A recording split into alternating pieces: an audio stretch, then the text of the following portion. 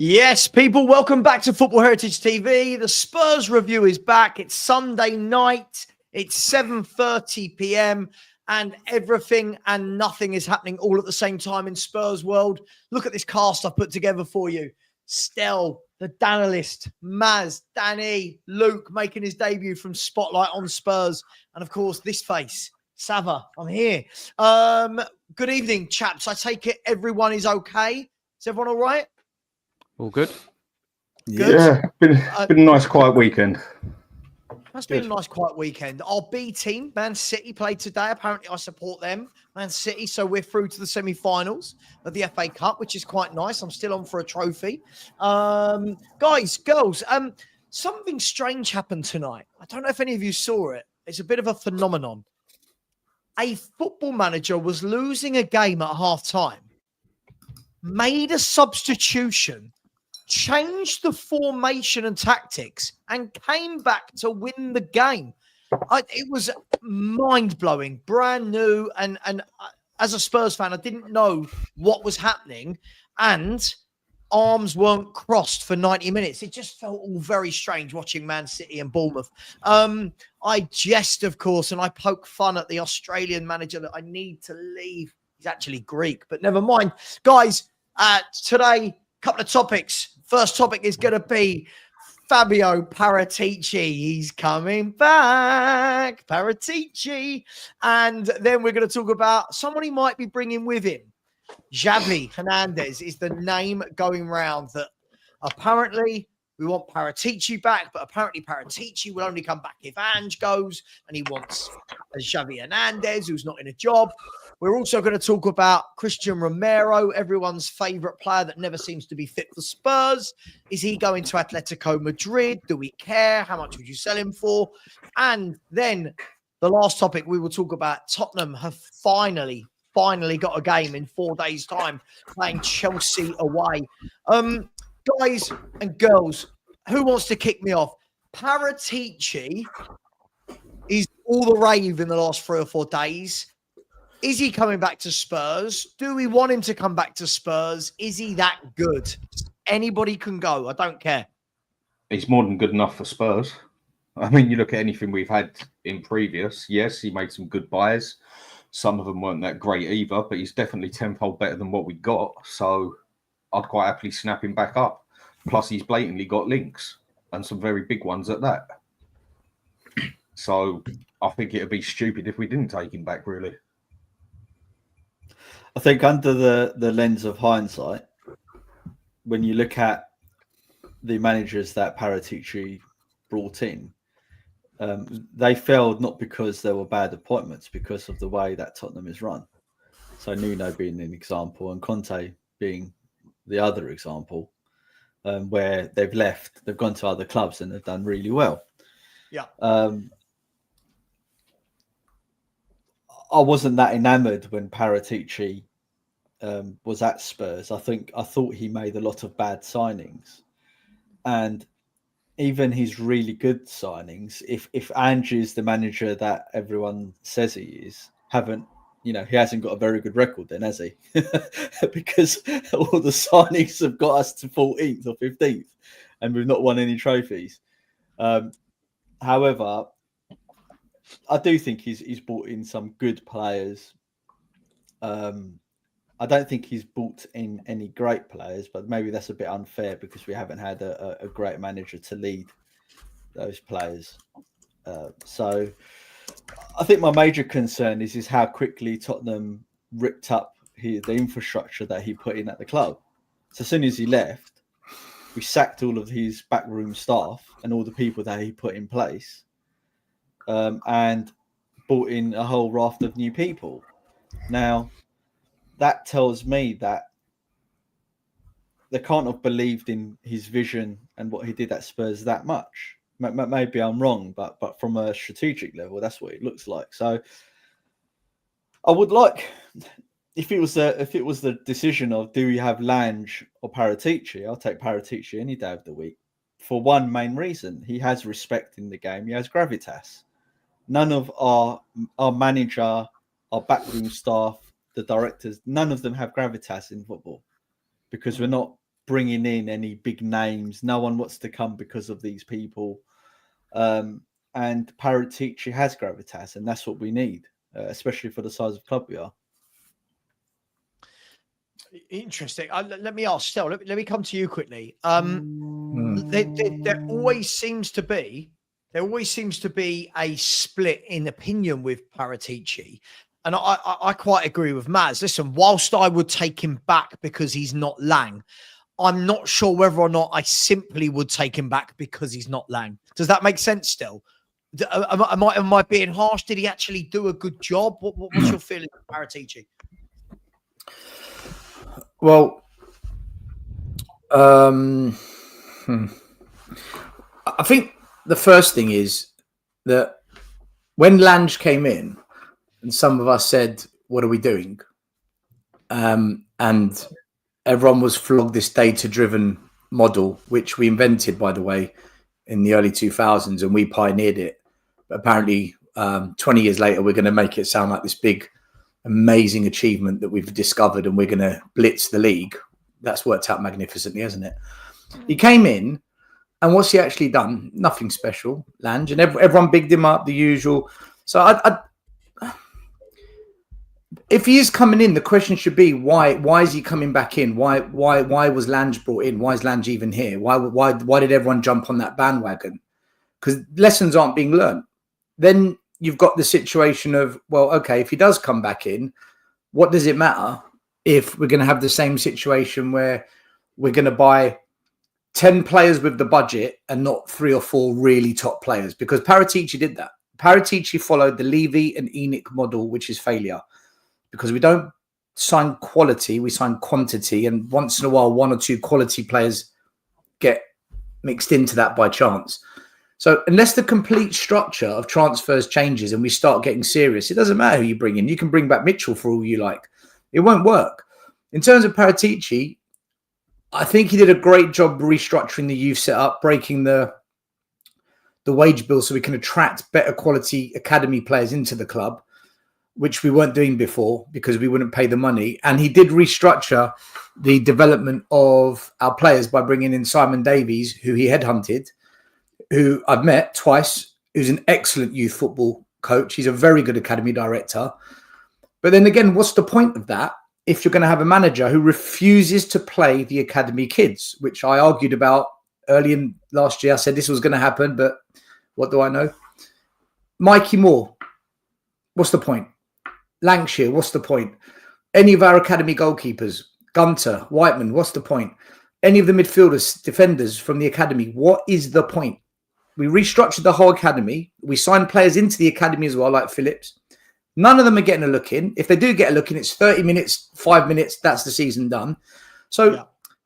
Paratici did a great job with the academy, but for what? We're not benefiting from it because we don't have a manager that believes in it, that's prepared to give them a chance. Instead, we're losing to Man City. I know. Let's not bring on Mikey Moore. Let's bring on Timo Werner and guarantee the loss. And we guaranteed the loss. So, yeah, bring back Paratici. But whilst you've got Ange here, it makes no difference. This guy's not going to utilise the work of Paratici. And even if Paratici does come back and we change the manager, is Paratici going to be allowed to spend whatever the budget is on 2 or 3 or 4 really good players? Or is he going to have to go and sign 10 players and hope something lands? Because the whole thing still doesn't work. Because Levy and Enoch still somehow have embedded the way they want it done, regardless of who they hire below them. And that's the problem for me, Savva, with Paratici.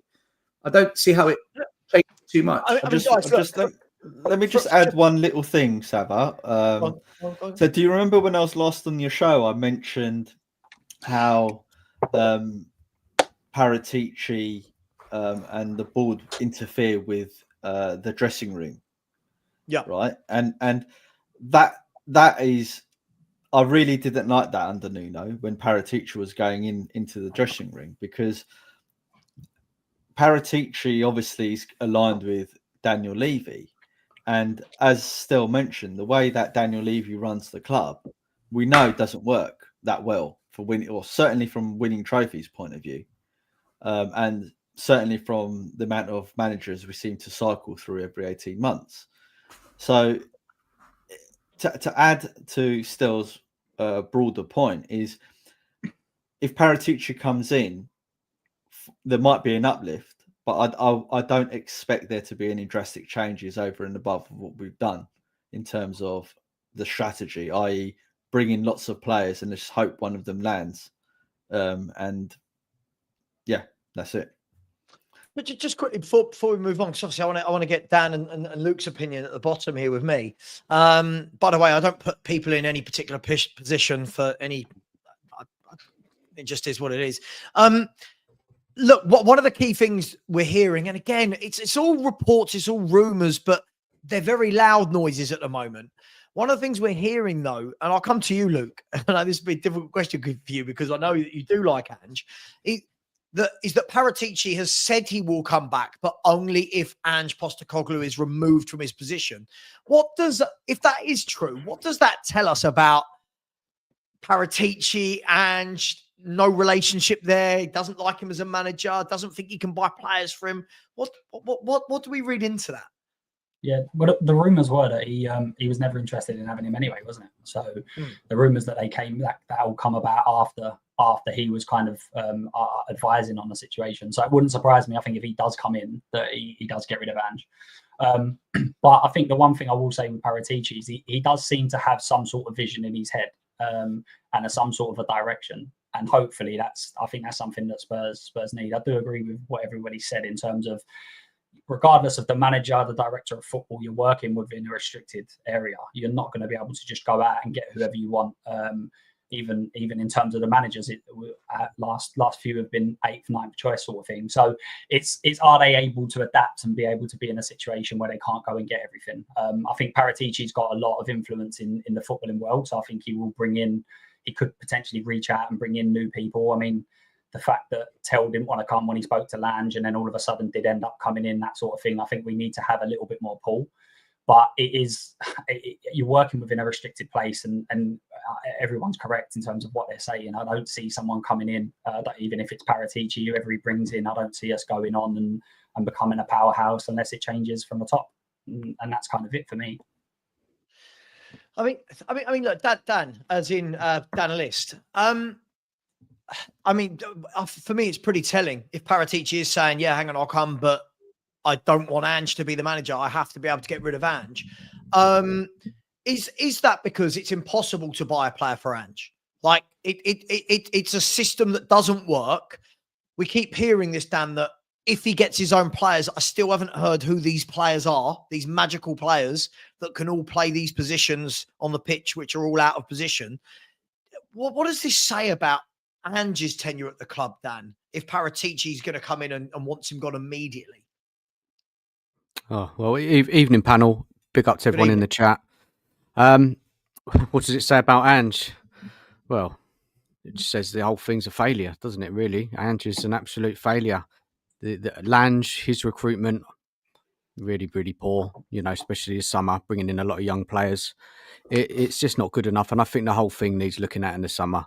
Definitely does. It's been a failure this season. I want, if it's going to be those two coming in, Paratici and Xavi, then, what's that going to look like? Are we going to then, because Xavi's going to need some top players to get his system working, isn't he? He was managing Barcelona. He had a lot of top players there. So he's going to need a level, and it's going to either. He also had a lot of young players there, Dan. He also had a lot of young, which is good. Which is good, coach, yeah. Right? He's definitely a coach, whereas Ange is a janitor filling in as a manager, but he is a coach, right? Yeah, no, that is good. That he's good. He can work with the young players, but again, we need if we're going to play like how he wants to play, we're going to need some really, really clever recruitment, and we're going to have to break that wage structure.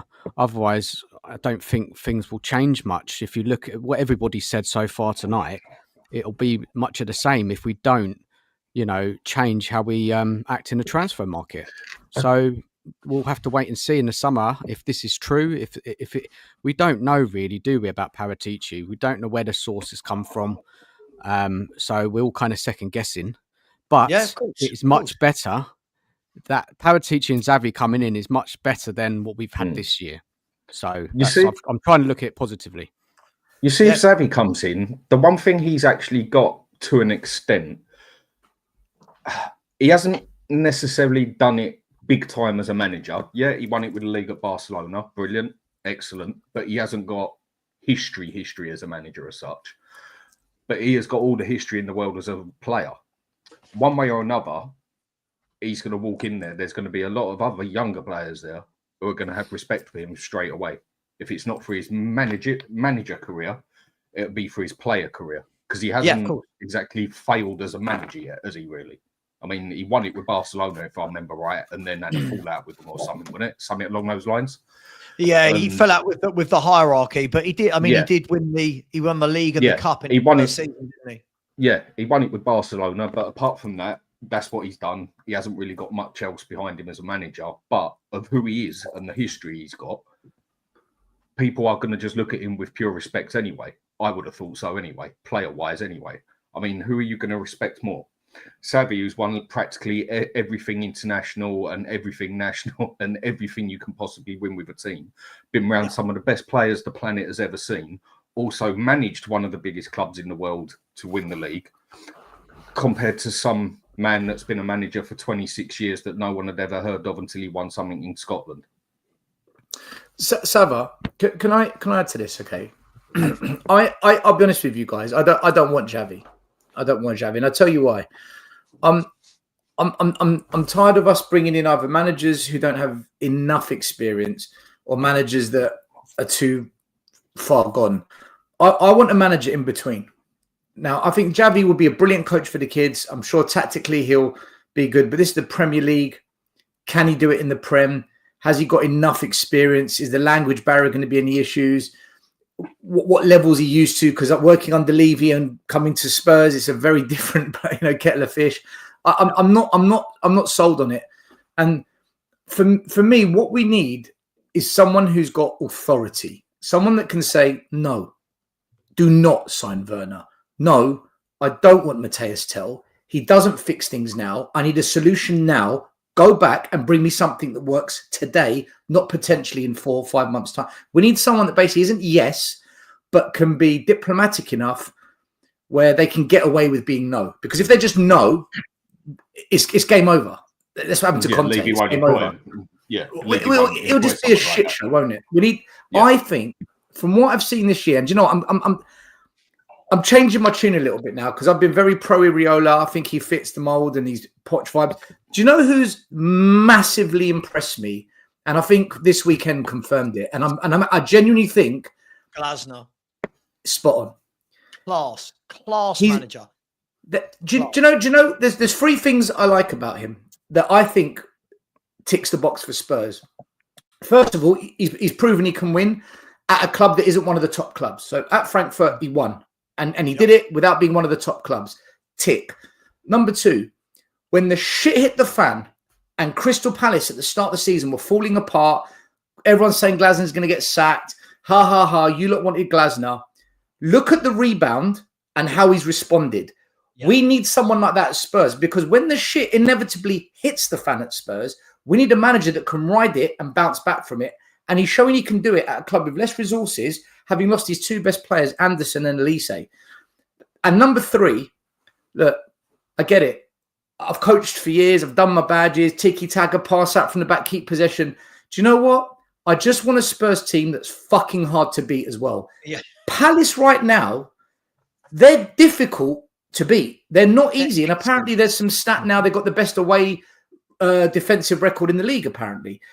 I just think we're catching him at a really a good age. He's got maturity. He's got diplomacy. You never hear a bad word about him. You never hear all sorts of crap in the media. Or I just got a feeling, just maybe, someone like Glasner. And you know what? The Germans can be a bit cold. They've got it in their culture. Maybe we need a bit of that in the club. It's true. Someone that's a little Austrian, bit more. Isn't he? I think. Isn't he Austrian? Is he Austrian? Listen, they're all cut from the same cloth, that region. Switzerland, Austria, Germany.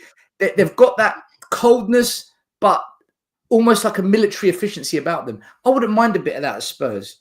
I'd rather have Glasner over Xavi. And if he can work with Paratici, fantastic. But that's just me, guys. That's, I'm sure this is... I wouldn't complain with any of them. Just quickly, so yeah, you're right, Stel. Just looked, Crystal Palace have conceded 11 goals on their travels this year. 11, and again, when I watch Crystal Palace play, Crystal Palace, guys. Crystal I love Palace. Glasner. I think do you know what? He's a proper manager. Like what we've got, we don't have a coach, we don't have a manager, he's not likable either. He's very unlikable. Glasner, for me, I've never seen him do anything in a press conference or an interview where I think, what are you doing, mate? Do you know what I mean? He might have. I've never seen it. He comes across well.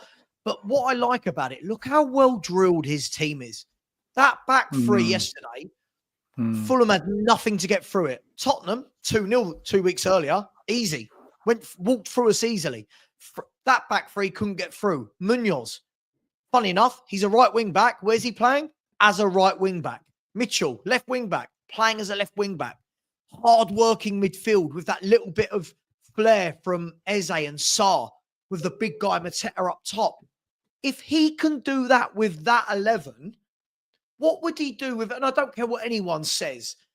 Look at the resources he would have at Spurs compared to the resources he would have at Crystal Palace.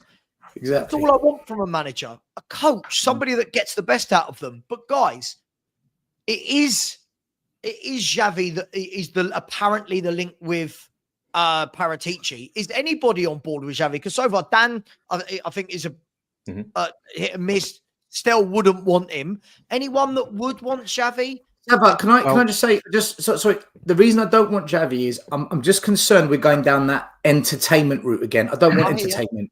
I want winning. I want to win. I hear.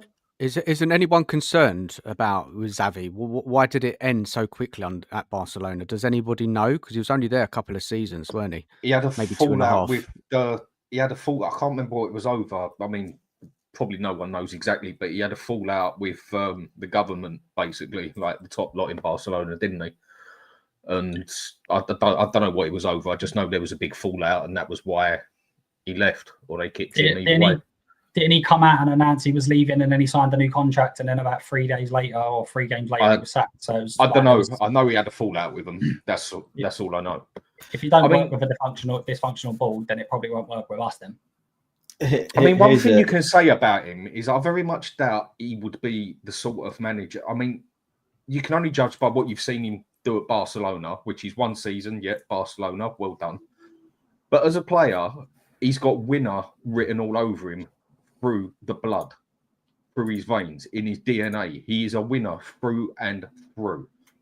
Whether he'd be a good manager here or not is a different story. Only time will tell. But I very much doubt he would be the same sort of person who would sit there and say, yes, but I want entertainment as well. He's a winner through and through. Look at him. Look at what he's done. Look at who he's played with. Look at everything that man has won. He has got winner written through him. We said this about Mourinho and Conte. But I'm just saying about we can say it about any manager then that comes to Spurs. But I'm just describing him at the moment. I can't see him coming in as being a entertainment manager, that sort of person. I could see him being the sort of person. He had 142 games at Barcelona. It wasn't 1 season. I think we've got he was there for 142 games, of which he had a win percentage of 64%, 189, drew 24, lost 29. I guess is the respect of him walking into the dressing room going to be enough? He works with young players. All I'm told all day long is how good Adogi is as a kid, how good Gray is, how good Bergvall is, how good Moore is. Would he not be good for them? I mean, Xavi came to Barca when they were literally on their knees as a club, and financially, you know, that no one really knew whether they were going to survive because of the name and the amount of money people around sniffing around there. But you know, they were in financial turmoil, and they had to get rid of all of their star players, request players, take wage cuts, etc., etc., etc. And he was tasked to go in there and effectively restart them from scratch. So the fact that he managed to win a couple of trophies and do what he did, I don't think it's to be sniffed at. You know, if he came into a Barcelona team where they had all their star players and their salaries and financial power wasn't affected, there might be a completely different conversation we're having today. So that's a credit to him. And I think any manager going into that situation, you could argue that only a manager or a person of his gravitas, I'm using that word a lot today, of his reputation, could go into that scenario and do what he did because of how great he was as a player, and how respected he is. So I think he's I don't think him leaving Barcelona is going to be a detriment to him at all, because I think a lot of people will recognize that about him. In reference to Glasner, what is interesting, and maybe someone can help me verify this, but when you look at Glasner's stats, he's lost 13 times. So he's lost 9 times this season. And when he came from February last year, I don't think he lost that many times. And by comparison, Ange Postecoglou has lost 32 times. So it's nearly 2.5 times, 3 times more. Now, granted, Postecoglou's played double about 40% more games, but then those 40% more games is because of the Europa League and maybe we'd advanced a little bit further in some of the cups. But from that perspective, I think Maz, look, compare the transfer windows. Compare the transfer windows, and then you'll see how impressive Glasner is compared to what Andrew. Well, I mean, you can't. But the problem 13 of 49. He's lost 13 of 49 games. Yeah, and Ange Postecoglou's lost 27 of his last 57. Yeah, and the problem though is you can't compare Tottenham's transfer records really with anyone else because of Daniel Levy and how we spend our money. I say that from the perspective of, let's be honest, no one really knows what we're doing as a club at the moment. Fine, we're bringing in young players, but we're not bringing in the players that are meant to satisfy the needs of the football club, i.e. get us in the top European places, top 4. And if that is the case, then what a spectacular failure that is. So, if Xavi comes in and is Paratici, then my next question will be, all right, well, are you going to, Xavi's going to say to him, I want these brilliant players. Are Tottenham going to get them for him? And if he doesn't, Maz, let me show you. Yeah. Let me show you. This is what Glasner has bought in at Crystal Palace. Right? Can you all see that?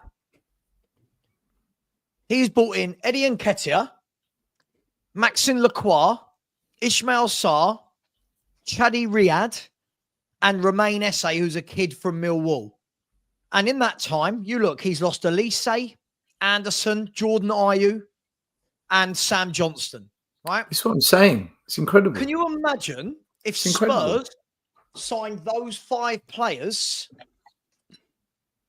that Glasner signed? Our fans would be losing their minds. And he's turned them into a well-organised, well-drilled team. Plus, Stel mentioned there earlier that he's lost his 2 players, right, Stel? He said he lost Anderson and Elise.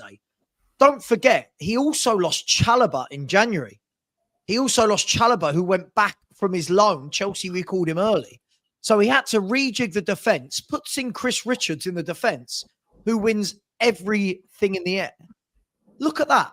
Imagine we did that.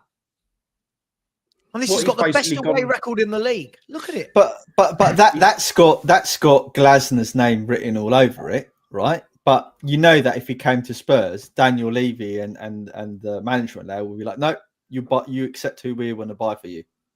And they're offering players. He wouldn't be allowed to buy Maxime Lacroix from Wolfsburg for like 15 million euros. Because all the transfers are done by the Tottenham committee, and they just offer the managers players that they want to negotiate with.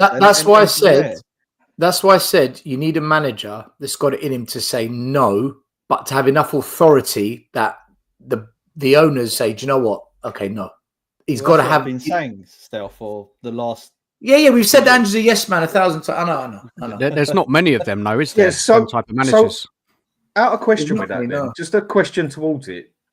Yeah. Did Ange actually pick any of these players then, or was it actually Levy who did it all for him then? He said he did. I think he's definitely chosen Johnson and Solanke. He seemed to earmark them two. I think the rest of them are obviously put to him as a consortium. And how have they been? He's agreed them. How have they been? He hasn't chosen the players at all, Ange. He's been said, do you want this one, that one? Oh yeah, he's given it. Okay, he's not. I think that's definitely how we operate. We definitely operate that way. I think we go with a certain selection and say these are what are available, and he kind of picked from there. So yes, did you say yes to every one of them? Yes, you did. But were they the ones that you said yes, I want? Go and get me that. I don't think Tottenham operate that way. I just can't see how he accepted Werner for the second time and why he wouldn't have just. Well, but this comes to the crux of it. You need managers who've got their own mind and can say no. And there's a balance to be had. You don't always get your own way in life. And when you're do you think Poch had that? Stuff. Maz, do you think Poch was like that? Did he have his own mind? Because you got NG and Kudu and all the other dross that he got when Mitchell left. There was a lot of rumours. But the difference is that Poch complained and he he had press conferences and he said statements that opened the doors of what was happening at Spurs. And when he left, we were all up in arms because of it, right? Because he never got backed. And it's the same story we've been talking about now ever since Poch. And and managers before, obviously, but more so since then. And that's why I'm adamant that whoever comes in, you need people, right, with respect, with a good moral compass, right, and with professionalism, and who won't bend their professionalism for no one, right? And when he got brought in, I remember all of the Spurs fans saying, "Oh, if he doesn't get his way, he'll walk out straight away. He won't have any of that shit." I remember and he turned out to be the ultimate yes man, the biggest yes man I've ever seen. Can I throw a curveball? I agree on that one. Maz, I don't know if this is true. I'm just going to offer this as a theory. People can tell me to shut up or whatever. Being told worse. I think, though, that Ange's bar is so low, the level of player that he has managed before he came to Tottenham, Maz, that I think some of these players he would have wanted. I think some of these players would be his because I think he completely underestimates that he's now in a... Hang on. Stick that in. Great goal, Lukaku. Napoli, 2-0 up. Sorry. I've got them in my ACCA. For anyone who cares, it's a free team ACCA with Real Betis and Lille. So for anyone who cares, that's the ACCA tonight. My concern is, Maz, is that these players that he's got are better than the players he had at Celtic. And he thinks his tactics that worked in crap leagues will work here. They don't. So what's stopping him, mate, thinking, you know what? That player who would have been, let's be fair, Brendan Johnson would rip it up in Scotland, right? That player who's good enough for Celtic is good enough for England. What's stopping that? And that's why he's not a very good manager. Or he's not a Premier League manager. No, for that exact reason you identified, right? He's proven that he can do good in Scotland and in Japan and in Australia, right? And those leagues. But he's not proven that he can do good in the Premier League. I think he's proven that he can be a top 6 manager because he did. Look, I'm being a little bit harsh on him here. He got 5th last season. Let's not forget that. Yeah, only one game a week. Fair enough. But he's still got top 5th. Should have got top 4. All right, we got 5th. I do think he's capable. My issue with Ange is his lack or inability to be more adaptable than what he's shown and to be so wide open too often is what costs us. Yeah, but everyone can be capable at a moment of time. I mean, capability is not the same as actuality, as in what actually happens. I mean, I'm capable when I was playing football when I was a young boy. He actually got 5th, though, right? He did get 5th place. He did. Yeah, but everyone can have one good season, and everyone can win an odd cup, and everyone can blow Man City 4-0. Okay, right? But it's whether or not what separates the good from the bad is how consistent you are, how often you do it, etc., etc. I agree. If we beat Frankfurt it'll be our best European campaign since Poch. So again, he's showing this. He might show there's something there. Again, my issue though, I disagree is with it that. not? Still, but based on how far he's gone. Yeah, how far he's gone. Yeah. Yeah, but I don't think you've got it's to been a remember good that campaign. this by the is way. at the moment he hasn't had to play anybody of note, and this is the first ever year that the teams don't drop down from the Champions League. So far, this man has played absolute dross, and still Savva, just about got us to where we are. We can't say it's been a good campaign, even though we've gone as far as we have. It's not been good. We've not looked sensational. We've not. When's the last time we got to a cup semi-final? Because he got us to the Carabao Cup semi-final. Yeah, before that, Poch. So he's doing. No, Jose got us. Jose got us to a final. Fair enough. So like in his first year and a half, he got us fifth. We're still in Europe. He got us a semi-final of a cup. That says to me he's not crap. He's not awful. There's something there. The problem is that I think that is the limit. That is as far as it will go with this guy because he hasn't got the adaptability to go beyond. And that's why, I'm just trying to be a little bit less. Basically, that's the difference still between that's the difference between a manager, a good manager, and a world-class manager, same as a player or whatever. The fact that he can do what he can do, fine, fair enough, but he can't adapt or change it in any other way. He's hit his peak as such.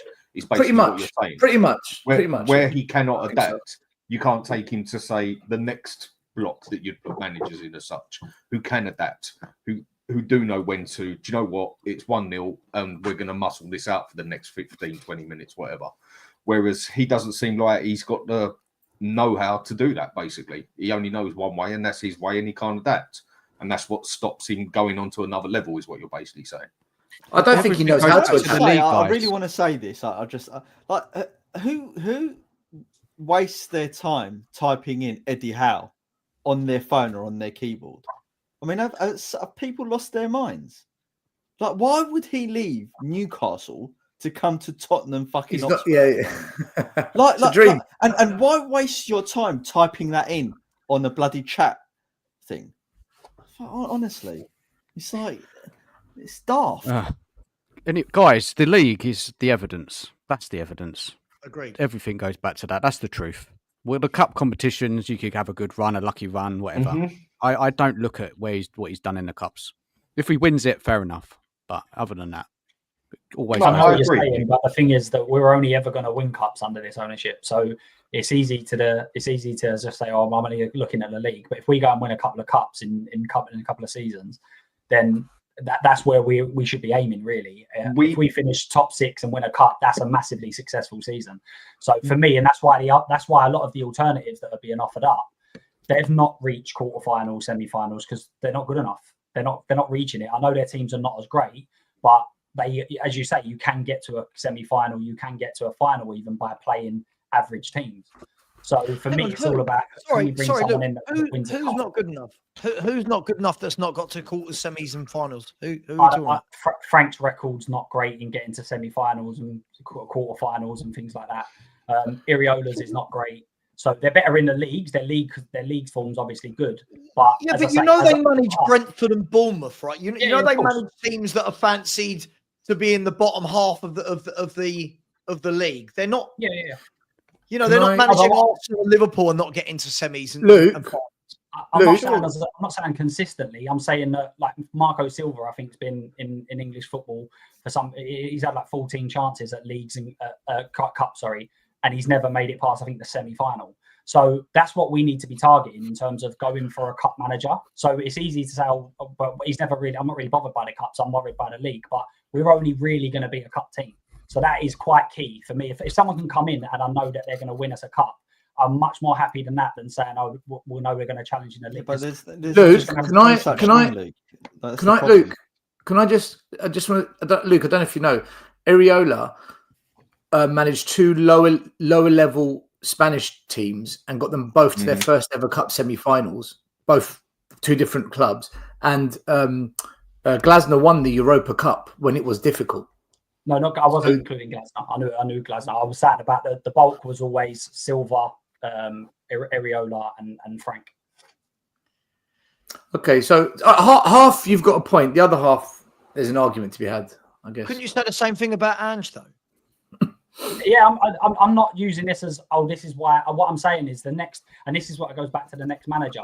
Is there has to be some clear vision in terms of what we're going for, because the reason why the squad is in the current situation it's in terms of wing backs. We were saying the other day about playing 3 at the back. A lot of the players have been signed to play a 3 at the back. We now bring in a 4 at the back, and then when you're looking at the 3 different managers that are mainly linked, again excluding Glasner, the way they operate and the formations they use are quite different. So for me, it needs to be, if Paratici comes in, and within Italian football, what they seem to really do is the director of football leads that. So he will say, this is the way I want to play, and I will bring in a manager that fits that. I'm not bringing in the best manager available. I'm bringing in the manager that fits the way we want to go about what But Luke, it sounds to me that you're not talking about Tottenham Hotspur and you're talking about another club. Because what you, and I don't mean this to, I don't mean it disrespectfully, because that what you said in there is why we never succeed, because the ownership don't set goals and aims like other football clubs do. No, not and that's the problem at Spurs. So then when you hire in managers that come in and accept that narrative from Spurs that, oh yeah, let's just try and finish top 4, and you don't have a goal to actually win cups and try and go for other honours, i.e. the league, right? Then you end up not achieving anything. And that's the story of Levy and Enoch over the last 25 years. And so, well, yeah, and that's why you shouldn't be Ange in, because Ange perpetuates that logic, right? If Ange, look, this is why this whole Ange in, Ange out thing. I don't want to change the show into that at the moment, right? But I'll try and be brief with it on a very basic level. Jose Mourinho is a winner, right? He comes into Spurs to win leagues and or win cups, right? He doesn't accept anything less. He's not interested in finishing top 6, top 4. That's not what he does, right? He butts heads with the management. He leaves. Nuno comes in, he's not really a winner. Let's be honest, right? He accepts that narrative. Doesn't work out for him. He leaves. Conte comes in, and a Jose-esque type manager, i.e. he demands that he wins leagues and cups, right? Butts heads with the management, leaves. Ange comes in, accepts the status quo. He says he's a winner, but he accepts everything that the club does in the background. You're never going to succeed with in that model. I'm not saying we will. I think therefore, therefore, and does anything is overachieving in my eyes, 100%. Yeah, but therefore, what my summary is, right? You can't be Ange in if the guy accepts the formula that is unsuccessful. That's the problem. And I agree with that. But then if you don't accept it, you get thrown out and you won't win anything anyway. So there has to be some sort of balance. Well, then he shouldn't have taken the job then, should he? He should have stayed where he was at, become a hero, right? And then maybe gone to another club aside from Tottenham where he will get back the way he wants to be backed, right? And then he can do what he wants to achieve. So there's an element of accountability for the managers. It's not, it's not just Daniel Levy. It's also the managers saying yes, right? So I didn't want Ange when it was first linked. I wasn't like, oh yeah, let's go and get this guy. When we was kind of announcing him, I was like, oh, let's look into him. But I don't think anyone was like, oh yeah, let's get this guy in. He's definitely going to change everything for us. Can I like this? Sorry, Dan, just really quickly. I just want to mention, like, I don't like some of the comments that are being said, like, well, look, we're not going to win the league, so we don't do this. Surely that can't be the narrative, because only one team is going to win the league every year. So going back to Daniel's point about the league tells you everything you need to know. Of course, the league tells you everything you need to know. The league is your bread and butter. The league this is what we plan for.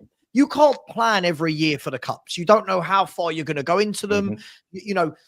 You can plan for the league every year because you are playing 38 league games. And his league form over 2 years has been utter shite. His league form, other than that first 10 games, surely that shows you that as the BAU, his business as usual, it's not good. Now, if he somehow manages to win the Europa Cup, brilliant. Well done. You've won the Europa League.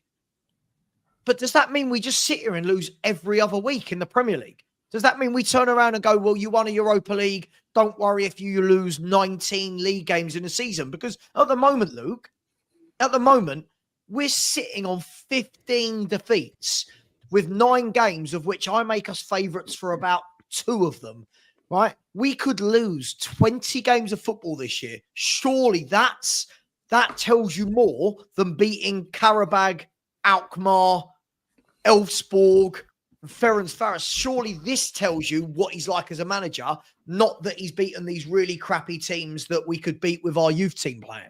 Surely that's the driver, isn't it?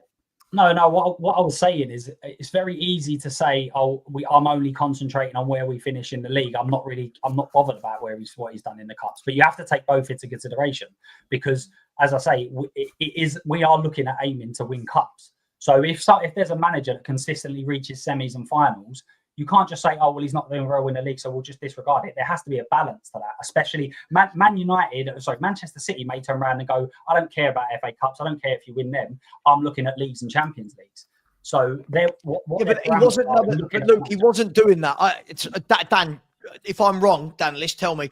Dan wasn't ignoring that. I think what he was saying is if you look at the league, that shows you how good a manager he is or isn't. Not saying don't worry about trying to win a cup.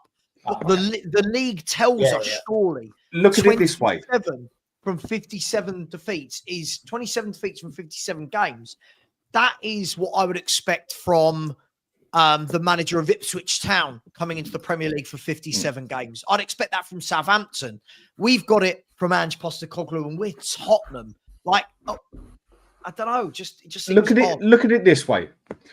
You can go and win a cup with pure luck and one good game. You can do it over 6 games. You can have 6 lucky games, just play crap and just out of a few. You can win a cup with luck and one good game. And then over 38 games, no, you're not winning the league out of pure luck over 38 games. Not a chance. When he first came in at Spurs and he hadn't even lost a game, I turned around and said, he ain't going to be able to play this way for a whole season because he'll start getting opened up. And everyone, no, he's going to destroy it, this and that. Lo and behold, starts going on, opens up. He couldn't contain it. He couldn't keep playing that way for 38 games. It shows that his tactics over a significant amount of time don't work. But can he go and win that Europa Cup? Sure he can, because you can win that cup with luck. Now you can, definitely, that you haven't got the Champions League teams coming into it. Look at the crap that we've played. And the 2 decent teams we played, you could say, what was it, Galatasaray? They destroyed us. And Roma, who are now doing very well for themselves, I think they're in 6th. And we caught them at probably the worst football they've played in God knows how long, and they still squeezed a draw out of us. But a cup, like I'm saying, you can go and win it with a bit of luck, but the league is the one that tells the story. Okay, we might have got in semi-final here, semi-final there. We might get to this. But the fact that we're 15th in the league or 14th, whatever it is, that genuinely shows how good a manager is, I think. Not necessarily a cup. I mean, yeah, it's brilliant. Win the cup. I want to win the cup. But it's the league what shows how much more solid a manager and a team is, in my opinion. Unfortunately, guys, there's a section of the fan base that still are saying there's no point of sacking a manager. It doesn't matter because of Levy.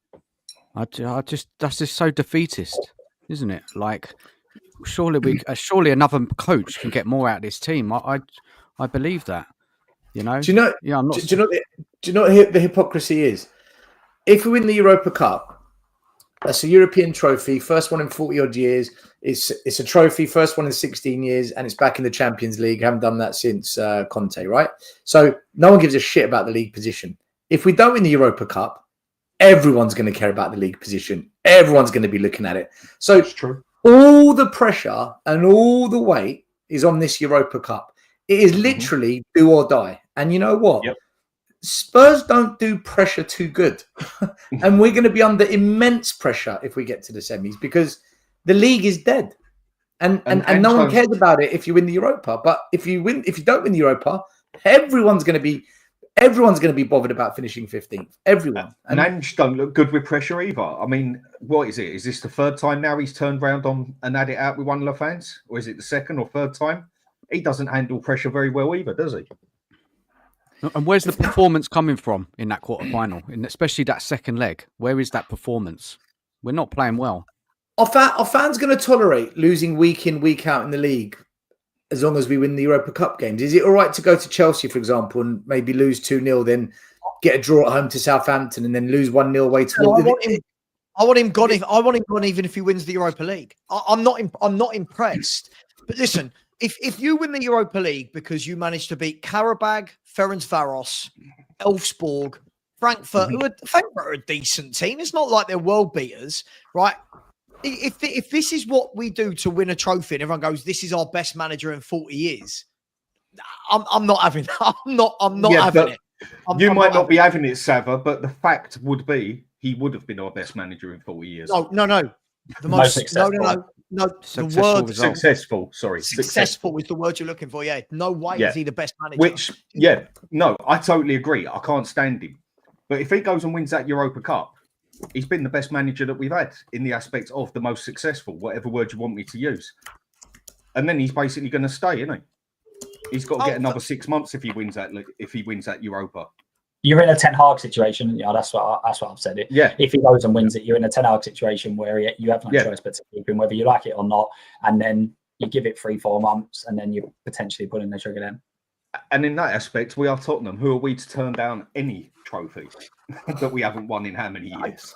I don't think anyone's turning down any trophy. What I've said is if he wins it, I'll say thanks very much, Ange, for winning that. Now can we get a proper manager so that every Saturday or Sunday, can you imagine this football, guys? Imagine the way we play, and now we're playing in that Champions League table where you play 8 games and there's 36 teams. We would be destroyed on a weekly basis. We would be one of those teams in the bottom 8. I just can't see this. This is why I know we had the debate the other day, Luke, but this is why I can't understand when anyone's watching Ange. I don't understand how they're looking at it and going, this is the guy for me. I think he's the worst tactician. I don't like this, guys, when you can't be happy if we win it, and it doesn't mean you like the manager. Do you know what I mean? I don't subscribe to this, by the way. It was tongue in cheek, absolutely not. And also the same with the league. I know the league is gone, but I think I said that on the show that we had the other day that the league is gone. But I'm not. That makes no difference. I might give a player 1 or 2 games at the end of the season, saying, "All right, the season's finished now; it's gone with." But not when you've got 9. You need to improve. That's it. And as I say, this is almost like he has nine games now in the Premier League to turn things around and change things. If it carries on going like it has done, then he's gone. Absolutely, there's no doubt about that. Yeah, but in the other aspect, look at it this way, yeah? The league's done and dusted for me. We ain't going to finish above 12th is probably the best we're going to do, in my opinion, yeah? Right. The way I look on it, if there's a 4-day difference between the league game and the Europa Cup game, then I leave 3 or 4 of my best players out for the Europa Cup game.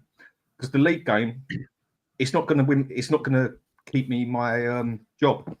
Because I'm going to get the sack from that job anyway. But if I go and win the Europa, that could actually keep me in my job. Whereas if there's a difference like he did and there's 20 days difference, then I'd be playing my full team for the league as well. But a 4-day difference, I wouldn't blame him if he left half his team out, basically. No, but I think a lot of people focus are saying, on that Europa. I think a lot of people are saying, let's just play youth in every single game. And that for me is ridiculous. No, we don't have to play youth in it. I'm not saying that at all. That's just mad. The game before, which as you say, will be 4 days before, there might be there should be some changes. And then there might be some changes the 3 days afterwards. But you can't be consistently changing like 8, 9, 10 players. It's just ridiculous. No, I agree with that as well. Changing your team. I've said this before. If you keep chopping and changing your team, you're not getting any consistency from the 11. And this is why when people say this, rest these players. Like I disagree with Danny. When we're saying rest these players 4 days before a massive game, sure. But what if one of those players is playing really well and you take them out of the team, and now you've now hang on, let me finish. What if Do you know what I mean? What happened to the consistency? If you look at Arsenal, Liverpool, if you look at these teams over the years, when they've got these massive games coming up, they don't make wholesale changes. They might drop one or two of them, the big guns. We don't have those big guns. There's no one good enough in our team. I'll argue this for anyone. There's no one good enough in our team that I turn around and go, you must wrap this guy in cotton wool, other than Mickey van der Ven, right? Yeah. Nobody else for me is that good that we go, cool, he can't play on the Saturday because we're playing in the Europe on Wednesday. Who is that good that we need to rest? But I'm sure out of the whole team, there's an 11 you'd rather pick and have certain players in there than other players. And one thing a lot of people have complained about all season is no rotation. So if he leaves out, say, three of his best players 4 games before Europa Cup game and then plays them for the Europa Cup game, isn't that also classed as rotation, or just people now sort of adjusting it to how it suits them? Rotation's what we've wanted, isn't it? You can conflate 2 arguments here, Dan, right? Whether or not he needs to rotate as the season goes through is a very different argument to me as to, do you rotate just before a massive game? There's a number of factors that come into play. If I'm playing well and my manager says, you're not playing this weekend, I'm like, well, I'm playing well. I'm scoring goals. I'm in form. I don't want to sit on a bench, right? But what are we saying? If they're rested, they don't come on as a sub, they're not in the squad at all. What about players that need to be played into fitness? Do they not play 3 or 4 days before? We just wrap them. I think it's very hard to ask players to switch it on and off like this.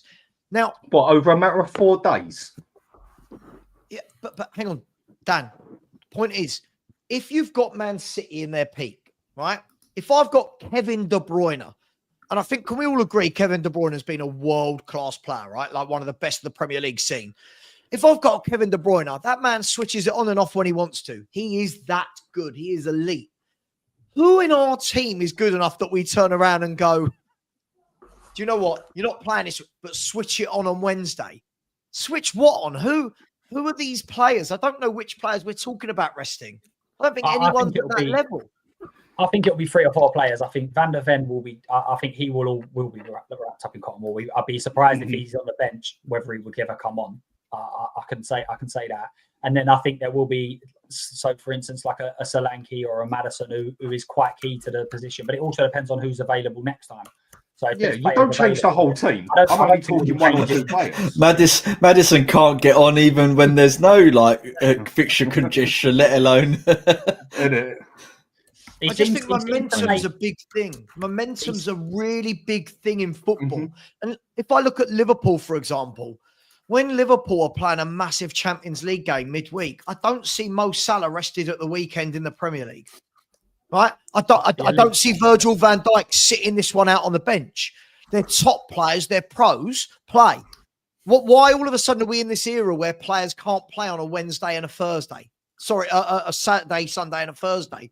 Where has this mindset come from? I think they should be able to as well. I agree. It's just I would be focusing that much on that. I wouldn't want Van der Ven to get bloody injured again, because Van der Ven is one of the main ways of how Ange uses his tactics. If they have a niggle, if they got a niggle or something like that, maybe a little. I mean, I'm not saying change the whole bloody team or nothing, but I'd probably leave my 3 best players out to focus on the Europa Cup. Who are those 3 best players? Which 3 best players? Who would I leave out? Van der Ven. Have we got 3 best players? Exactly. Van der Ven, I think, is the main one that everyone would look at. I think that is the main one I think we'd all agree on, because he's been quite injury prone as well. I mean, do you say with Romero? A lot of people probably would. Whether me or you would is different, but I think a lot of people would, because he's also been very injury prone as well. And then, I'd 100% want Maddison in there, but then Maddison don't even get to bloody start anyway. So I think if you've got Richarlison's not available, for instance, then I think Solanke would fall into that. I don't think he'll play Solanke a Thursday, Sunday, and then Thursday again, because the way the intensity runs out, and then also again it's the replacement that comes in. So you could argue with like a Van der Ven goes out, a Danso comes in, quite happy with that. There's not a massive drop off, but I think that the way that Ange looks to play, having someone like Solanke up front, I think when you have a Tel or a Son, they look completely different, and it affects the team. So I can see a Solanke being that sort of player as well. What does he actually use Solanke for up front? What did he actually get him for? Because he doesn't buy him for what he actually. He's had one good season in his entire career, one solid season, and he's gone and bought him to do something totally different to what he had his best season at. That's how it looks to me, because he's playing him a total different way to how he played his best season. This is why I just don't even get why Solanke sort of went for him. It's, I don't know, that one I'm just a bit weird with. Just quickly, what does he actually want Solanke to do? Let me read some super chats. We'll come back to Solanke and stuff. I want to talk about Romero as well. Big up to the two marks. This is Cookie, the Cookmeister. Big up being a member for 16 months. Said, love the Spurs view, Savva. Great show, great guests. Thank you very much. We really appreciate that. Nice to hear some nice things every now and then. I've got so used to being called a CUNT, I've forgotten what a compliment sounded like. So thank you very much. I really appreciate that. Rob Frank, big up to you, my man. He's been a member now for 10 months, nearly coming up to a year. Big up, my man. Anthony, really appreciate you. Oh, that's not coming up for some reason. There we go. Anthony Clark, just with the cheeky super sticker, our resident Arsenal fan in the chat. Big up to you, my man. Hope you're well. This time the Sheriff, the other one, who's been a member for 14 months, said, I don't care who manages us, just be hard to beat. Can you imagine, Mark, being hard to beat rather than this wide open kamikaze football? I just can't imagine it right now. Big up to you. And Ricardo, big up to you, my man. I said the one advantage Xavi has, he's worked and played with big heads at big clubs. This can only help. Look, I mean, on the Xavi point, the one thing he won't be is phased. You look at the managers he's played for, the players he's played. He's played with the greatest, arguably the greatest player that's ever played the game. And he himself was one of the best midfielders I've ever seen play. He's played for Pep. He's played for Aragonas, Spain. Listen, this is a very, very experienced guy. So thank you very much, Ricardo. Really appreciate that. Guys, look, somebody just brought up there about Christian Romero. I think it's quite interesting that he's been linked heavily in the last week away. And the funny thing about this link is we've always heard that it's Real Madrid that want him. And a few of us on this panel have said, I don't actually think he's a Real Madrid player, but he is certainly a Diego Simeone Atletico Madrid player. That's where the links are. Guys, Christian Romero, talk to me. Is he that good? Are we bothered at leaving him? And what sort of price are we accepting for Christian Romero? I think that Romero's Tottenham career has been disastrous for him personally. Not from an international perspective, but as a footballer. I think that he was on a trajectory in his previous clubs on the up. He came to Spurs and he's never managed to replicate anywhere near the form that he had in Italy and a few games or a period of games that he had where it was pretty good for us. I actually think that he played better in the period with Conte, even though he didn't get on well with Conte for certain games than what he did under Ange during the period that we done well. It's hard to know what period we've done really well with Ange, but let's just take those 10 games. Ange has ruined a lot of players in his 2 years at Spurs, and I think Romero has suffered. I also think that a lot of it as well is by Romero thinking that he's better than the players around him and Tottenham Hotspur. Therefore, he's sort of down tools, regardless of what he says in the media on what, whether he backs Ange or not. And as a result of that, if he truly believes in himself as a top defender, if he doesn't hand in his transfer request at the end of the season or leave, then, as you would say, Savva, he's got the Tottenham he deserves. And then, I couldn't give a monkey's about his career. But if he leaves and he's got standards, then fair play to him. But no, he's not as good as what we think he is. And I think the reason why he's not as good as what we think he is because of Ange and what's happened at Spurs over the last 3-4 years. And that's it. With Romero, I feel that this summer he'll have 1.5 years left on his contract. So if you're going to sell him for value, you've got to do it this summer. I don't think we're getting 60 million for him. I think we're going to end up something between 35 to 40 million for Romero. I think that's where it's going to end up. And if he goes to Atletico Madrid... This summer still, you think we'll get 35, 40? Yeah, Matt. He'll have 2 years left on his contract from this summer. 2 years. He'll have 1.5 years, I've read. Okay, call it 2 years. June the 30th, 2027, according to Transfer Market. All right, 2 years in. 2 years. I don't think anyone's going to bid above that. I think we'll end up getting 35 to 40 million for him. And I think that this is Romero going, is he not? These cryptic messages online. If Ange goes, I'm gone, disrespecting the medical team, whether he should or shouldn't. There's the constant conversation about Romero. You know what? Just sell him. Just sell him because it's constant. There is no... He's injury prone as well. Well, the thing is, there's no progression in the player if there's a constant cloud of doubt with him. And there's always that doubt. We will not get a progression from the player when it's like this. So for me, if he's going to go, he's going to go. I would personally keep him, but I think he doesn't want to be here personally. I don't believe Romero wants to be at Spurs anymore. And I think he'll end up going for about 35, 40 million. I don't think we'll get 60 odd million. I really don't. And if he goes to Levy, he's going to put a silly price tag on him, isn't he? Levy, he's going to put a silly price tag on him. You know what he's like. Do you know what? Of course he will. 100%. The issue is, though, Romero seems to me like the kind of player that will kick up a stink. He's not going to play ball. Yeah, he's got it in him where he's like, no. Fuck you.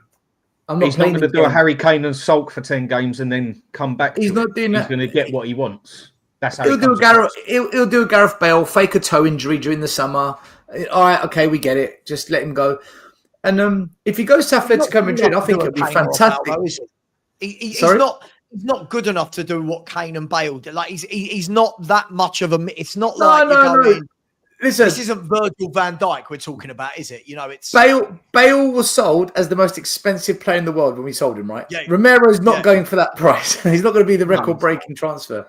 But my point is, if he wants out, he's going to get out. Just like Bale. Bale wanted out, he got out.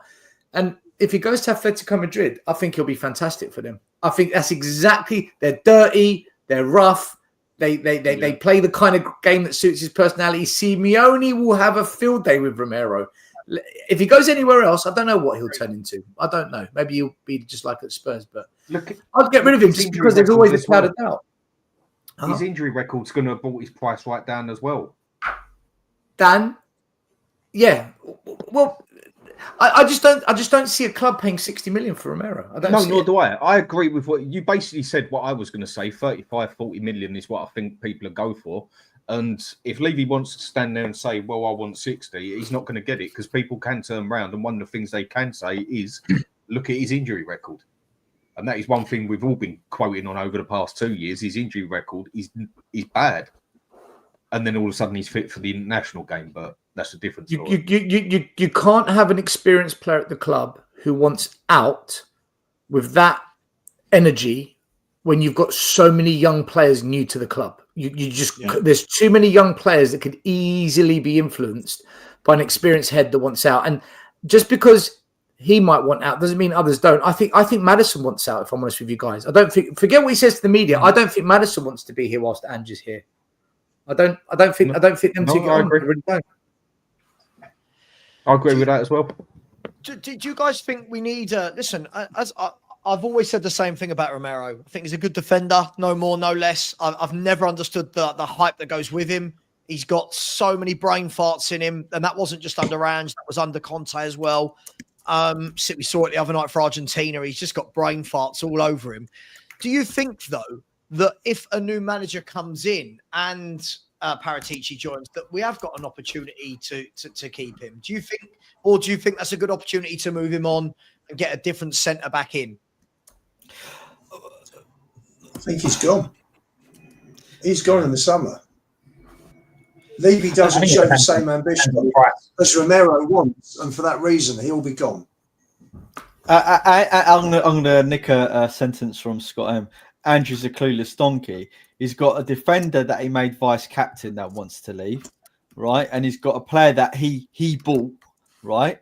That he's alienated and wants to leave, right? And you've got a son that is either down tools or is finished as a football player in terms of at the top level because of his age, right? Is that not the sad indictment of Ange Postecoglou's tenure at Spurs? Your 3 talisman players, supposedly, right? One wants to leave, the other one hates Ange, and the other one's not playing for him. Yeah. Fair point.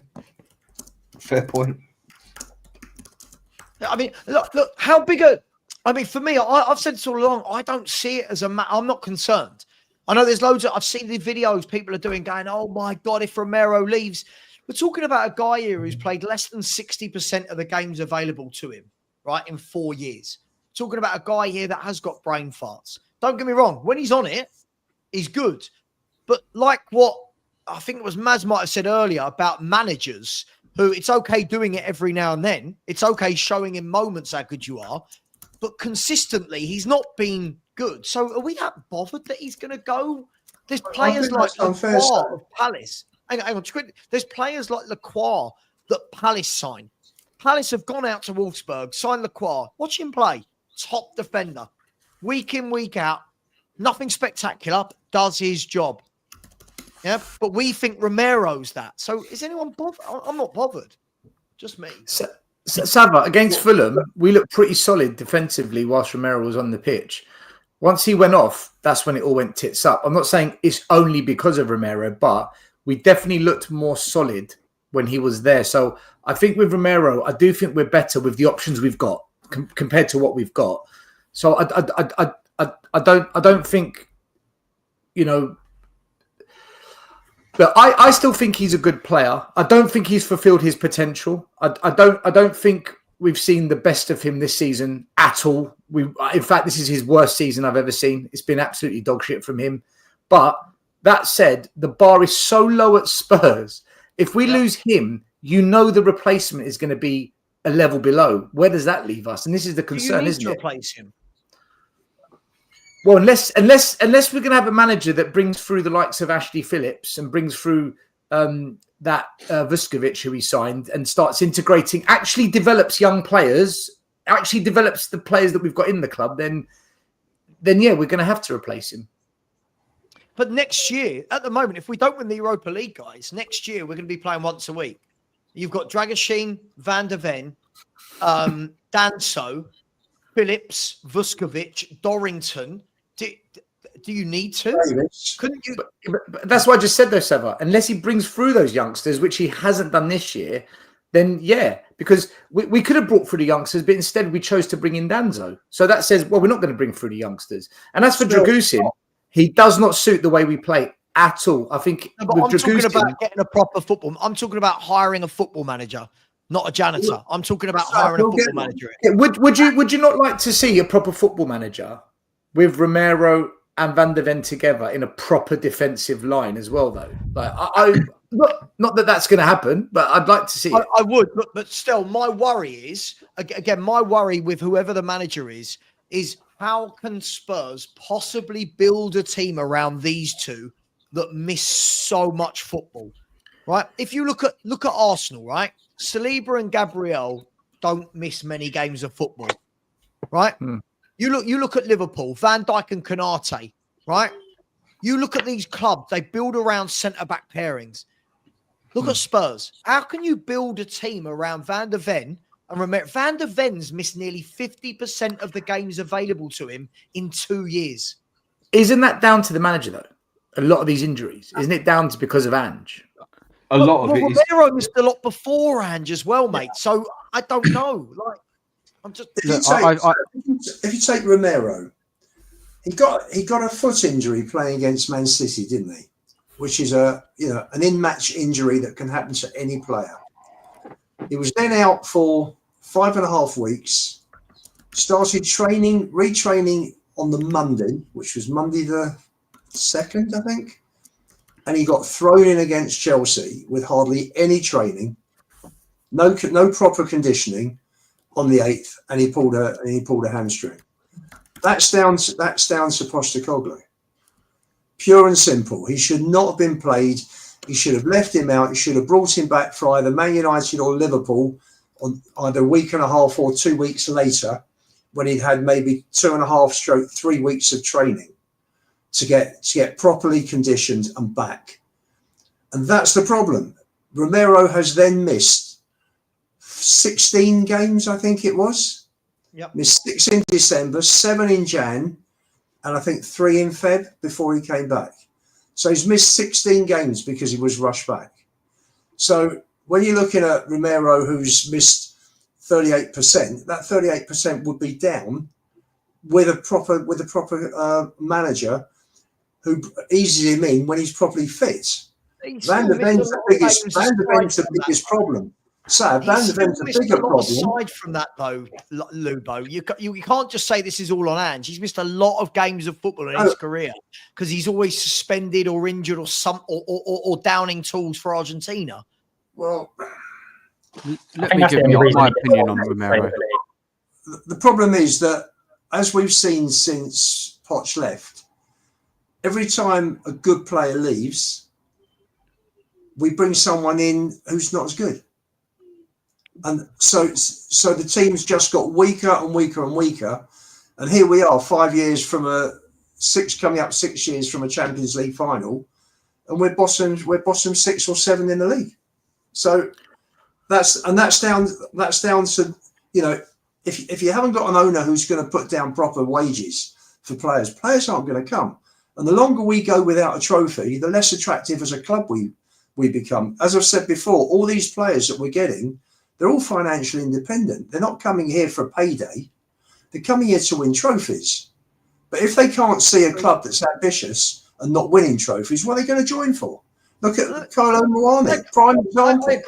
I agree. But as I just said to Stel, Lubo, I agree. But if we are not in the Champions League, let's be fair, it's Champions League next year or no Europe. Are we all agreed on that, right? Yeah, definitely. So if we're not in the Champions League, if I said to you with a proper manager, this isn't with Ange, by the way, I'm talking about a proper manager that knows how to drill a defence. If I said to you our options were Van der Ven, Danso, Dragoshin, and then a couple of the young kids coming through to play once a week, you wouldn't need to buy a Romero replacement. You wouldn't need to. You could get that money and reinvest it in the squad.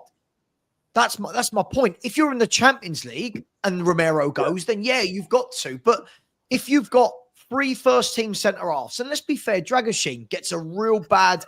Dragoshin, Danso, these guys get a real bad rep. But when Romero makes the exact same mistakes that these guys make, oh, no, it's the manager. I think it's the manager with all of them. And I think if you put Danso and Van der Ven together or Danso and Dragoshin together in a proper team, if you put them in Nottingham Forest's back 4, where they're asked to defend and they've got 2 defensive midfielders in front of them and fullbacks that aren't inverted, you've got some good centre-backs there. So that's my point. I don't think we'll miss Romero. I don't think he's that good that we keep downgrading. I don't think he's done a lot for Spurs, if I'm honest. I genuinely don't. I think he's a very good defender. He's a very good defender, but his consistency for us has been poor. If we could get a manager in who knew how to use a bloody defence, yeah, I must admit, I'd be interested on seeing on what a manager who has a better idea of defence would do with Van der Ven and Romero together. I wouldn't want Romero to go, but it's at that stage where he's been injured half the time anyway, and he doesn't want to be here. He's got to go. We've got to get someone else in defence, because defence has been one of our weakest bits. But again, that goes back down to what you said, Savva. Is our defence that bad, or is it the manager's tactics? And for me, it's the manager's tactics. If you leave, I just don't think Romero is as world class as people say. I think he's very good on his day, but I don't think he's world class. I think He's not brilliant. Hang on, he's not brilliant, Lubo. Look, he's not. Saliba's brilliant. Van Dijk's brilliant. This guy's Van not. Dijk, yes, Saliba, no. Sorry, I'm not. Saliba goes out on France. For France, he gets cooked every time. Come on. Saliba, I think we're going a bit over the top. Van Dijk's the best centre back in the Saliba's a league. class centre back. Saliba pisses all over Romero at everything for me. We'll have to agree to disagree on that one. The issue is none of our defenders have been developed. These silly mistakes, though, Lubo. Romero, it's constant mistakes. None. Not constant. Beginning of the season, yes, but do you know what? Because he had a bad run for a few games doesn't mean he's you're talking the way you are. I must tell you something. Romero is great on the ball. The way we play, he plays balls through into midfield, and nobody else can play that way. I'm talking about a defender. I'm not talking about the way we play is because of Ange. The way we play is because of Ange. I'm talking about when let's get into this. When I'm asking a defender to defend, I watch this guy, right? And you either get the performance you did, like I thought against Fulham, I thought he did well. Or you get other games where you watch him and it's like, he's not switched on. He's not concentrating. His man is always, it's like his man gets away from him and scores goals. I watched Guehi yesterday for Palace. Doesn't lose his man. He is a proper defender that's switched on, that does not lose his man. But look at the way that those three, you got Chalobah, Lacroix and Guehi. And look how Glasner has drilled those three to play in a back three. It's superb what he's done there with them. Absolutely terrific. This was Romero under Conte as well. The problem is, under Conte, I heard all the excuses were, but he's playing with Davis and Dyer. But he should have stood out. He did stand out. He did stand. Hang on. But not enough. There was still constant. Rio Ferdinand did a video, right? Ferdinand did a video on Christian Romero, right? And he nailed it. He said he switches off, he's rash, he's reckless, he goes into areas that he doesn't need to, and you know that he does. He goes into the midfield to try and win a ball where he doesn't need to. Top defenders don't need to do that. You're right. That was under Conte. That was under Conte when he made the video. It was under Conte. Can I say, with this current team, I've said it. I mean, ask Maz, right? He's on most shows with me on Tottenham Away. The amount of times I've said our players have not been coached to defend nowhere near enough. That's what really required. We focus far too much on possession and attack and not enough defensively as individuals and as a unit. And you look at all of our defenders. Udogie has gone to shit. Porro is a shadow of the player he was last year. Romero's had a poor season. Dragusin's had a stinker. You look at any defender that we rely on, even whoever plays in the six, they all end up looking bang average in that position. Just as a defensive side, the elements of defense, we're awful, especially 1v1 defending. And I just look at it and I think, none of our players have been coached. They've not been developed. And Romero's part of that. Is that enough of a reason to say, okay, Romero gets off the hook? No, because an intelligent player should still make good decisions. And Romero has made some poor decisions this season. But overall, when I first started coaching, they always tell you the most important thing is to manage your environment, i.e. the atmosphere within the camp. If the environment is fuck defending, don't worry about defending, that's what you're going to get. And that's what we're getting. We do not focus on that side of the game enough. And I feel that we could have the same conversation about Udogie. Udogie never got injured. Udinese. Udogie was a decent overlapping fullback. He comes to Spurs. He's injured all the time. He has stinkers. He can't defend anymore. Udogie was like one of the most promising international fullbacks Italy had. And now when I watched him that year in Italy, because I knew we were getting him, his defending wasn't great, but it was a lot better than it is here at Spurs. And he was very good as an overlapping wingback. And again, it's Ange's tactics that have totally destroyed him. And I think even if I remember right, when Spence done his interview the other day, he even mentioned it. about on the pitch that they are to play that way, and that is that basically. I can't remember the exact words he used, but he basically stated.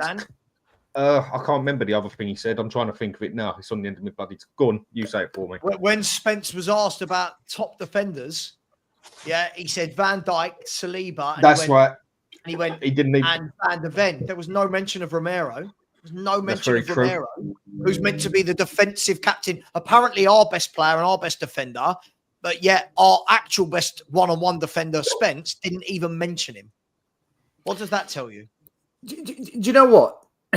When go back and watch when Poch first joined Spurs, Danny Rose was nothing special and Kyle Walker wasn't anything wow. Mm-hmm. Within 2 years, they're the two best fullbacks in the league. One of them had to go to the best club in the league for 50 million. The other one stayed with us and was probably one of the best left backs we've seen in our Premier League history. Our players aren't being developed, guys. They're not being developed. None of them. None of our defenders. No, I'm agreeing with you. I'm agreeing. The one that nearly lost his leg. Got a good free kick against Arsenal. I just look. Romero's gone for me. I agree with Lubo. I think he's gone. Look, I've talked about this before. There's a window of opportunity with players, and Romero's window of opportunity at Spurs for me is come to an end. Yeah. And on that basis, we need to get rid of him. Same with Basuma. There's no point keeping hold of him, right? And then waiting for another manager to come and then hoping that these players are going to turn good. We have to cycle through these players a lot quicker, be a lot more decisive, right? Basuma, you've not done it. You've been here for 3 years. Yeah, the circumstances have been shit for you, but you ain't done it. See you later. Bye. Otherwise, we end up holding on to these players and we hold on to them and we hold on to them and then they get injured. Then we don't see them. Then we get 1,000,001 different excuses and then we get nowhere. And then they're not worth anything, which is why we never really, aside from a couple of players, we never really make money on our players anymore. True. Right? Because of that reason. So for me, if Romero leaves, it's not going to make any difference to Tottenham Hotspur because none of these players that are currently playing make any difference to us. There's not, when you look at our squad, there's not one player apart from maybe VDV, right? And even now, I'm thinking, do I actually really like him now because he's constantly on the verge of getting injured. And Vicario, I'd say. And Vicario, right? That I actually give a toss. I don't care about any of them. They could all get sold. It just doesn't bother me because I don't think that we have as good of a team as what we've had in yesteryear. Even, yeah. But I still think this set of players is better than 15th or 14th, whatever. Yeah, sure. Yeah, for sure. For sure. Listen, by the way, I don't hate Romero. People in the chat say, I don't hate him. I just don't wax lyrical about him. Listen, if you ask me to pick better defenders from across the Premier League, I'm picking many, many defenders in front of him. I just don't like. First of all, it's the fact that he doesn't look like he wants to be here. So for me, I think when you get a player to that stage, I think you've got to move them on. I think that's fair. You've got to move them on. I've never, even with Van der Ven and Romero playing, I know people say, oh, they've been injured. When did we last play with those two at the back and you thought, God, we look solid? But Sav, is that not down to the system we play? Hang on, Lubo. I've been telling you about the system all year. You're still using it to crucify players. No. But yeah. When you talk to me about Basum, when you talk to me about these players, I always say the system, and you say no, but they should still. So I'll apply your logic to centre halves. Right. Yes, the system's bad. Doesn't mean you have to make a mistake every 30 seconds. Not, you know what I mean? Well, I wouldn't. I think that's a bit over the top. Mistake every 30 seconds. You know what I mean. Listen, look at game one of the season, right? Look at Romero's defending. It was nothing to do with tactics. Romero's defending for Leicester City's goal. No, of course, he was to blame for. He ran past Vardy. If he'd have stuck with him, we'd have won the game. Sure. Now look at him against Leicester City, against Newcastle United, in a game a few days later, right? This guy, look at him, Brighton. Nowhere to be seen in these Brighton goals. For me, I just don't think he's this top centre half. I feel like he came in when we had Davis, Dyer, Sanchez, Rodon, right? And I think that was such a low benchmark that we looked at Romero, a competent centre-back, and went, oh, my God, he's amazing.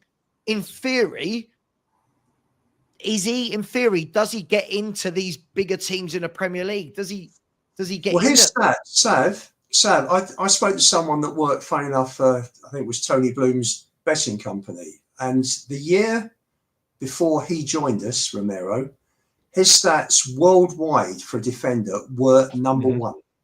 Yep. Sure. They were. Okay. But that's He was irrelevant. the But best that's not Tottenham Hotspur. Yeah, That doesn't. No, irrelevant. No, So what? hang on a sec.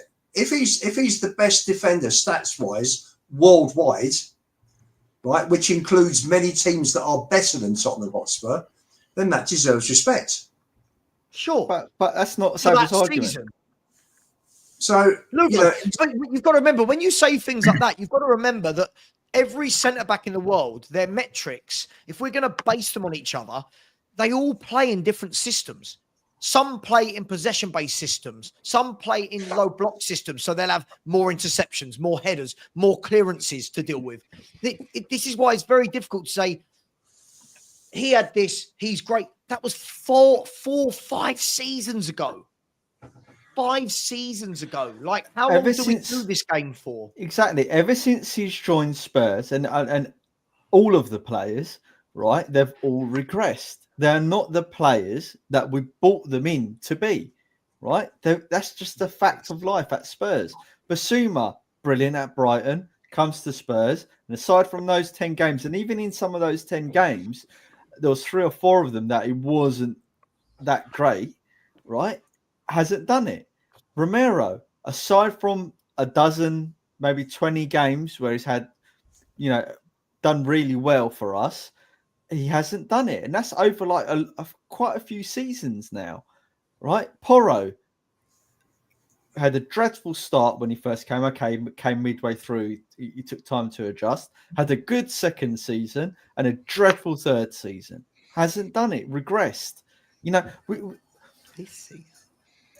We need to be decisive as a club, right? And it goes to a point Luke made earlier. If our aim is to win things, then we can't accept these massive drops in form and these players that constantly get injured. Guardiola would get rid of him straight away. He'll be like, gone. Can't rely on you, right? Laters. Klopp would get rid of him. Can't rely on you, gone. Any top manager wouldn't rely on him, right? Because back in the day, he'd either do something rash or get injured, right? Or make a silly mistake. That's been his career at Spurs. We have to be realistic. The only one who's actually progressed really is Vicario. Yeah. He's about. I mean, Van der Ven, you could say yes, but his injuries have held him back, I would say. But apart from that, okay, and we've seen a bit of Jed Spence now. Apart from that, practically everyone has regressed. Yeah, is there? And is that down to them? Yeah, is that down to them or is it down to the manager? Yeah, whereas I put this one 3/4 of them more down to the manager. Yeah, you could say Vicario's faced so many bloody shots. No wonder he's got better as a keeper because he's like having to make like 30 saves a game. I'm not saying they've got better, but based on what, yeah, when not better. But when I watch Van der Ven, for example, this is what he did for Wolfsburg. This isn't it's not a new thing. I guess what we're saying is that Vicario hasn't been a disaster. He's saved us quite a few times. He hasn't been a disaster. You don't look at Vicario and think, wow, he's a shit keeper. You know what I mean? No, I'm not talking about Vicario. I'm not talking about Vicario, but I'm talking about like Udogie. How good was Udogie? I don't know. When I watched Udogie, he was brilliant as a wing back flying forward. How good was he defensively before? Because I didn't think he was good last season. I didn't think he was good last season for Tottenham as well. People, I think, went over the top because people fly forward. I think we're forgetting what defenders are on the pitch to do. Defenders are on the pitch to defend. Mm-hmm. Whether you guys, I've got to jump, guys. Savva, I've got to jump, mate. I've got to jump. Cheers, I just want to say my say on Romero. Go for it, mate. Go for it. He's got too much baggage. Can't rely on him. He's injury prone. Get rid. And on that note, good night, everyone. Take care. See you later. See you, mate.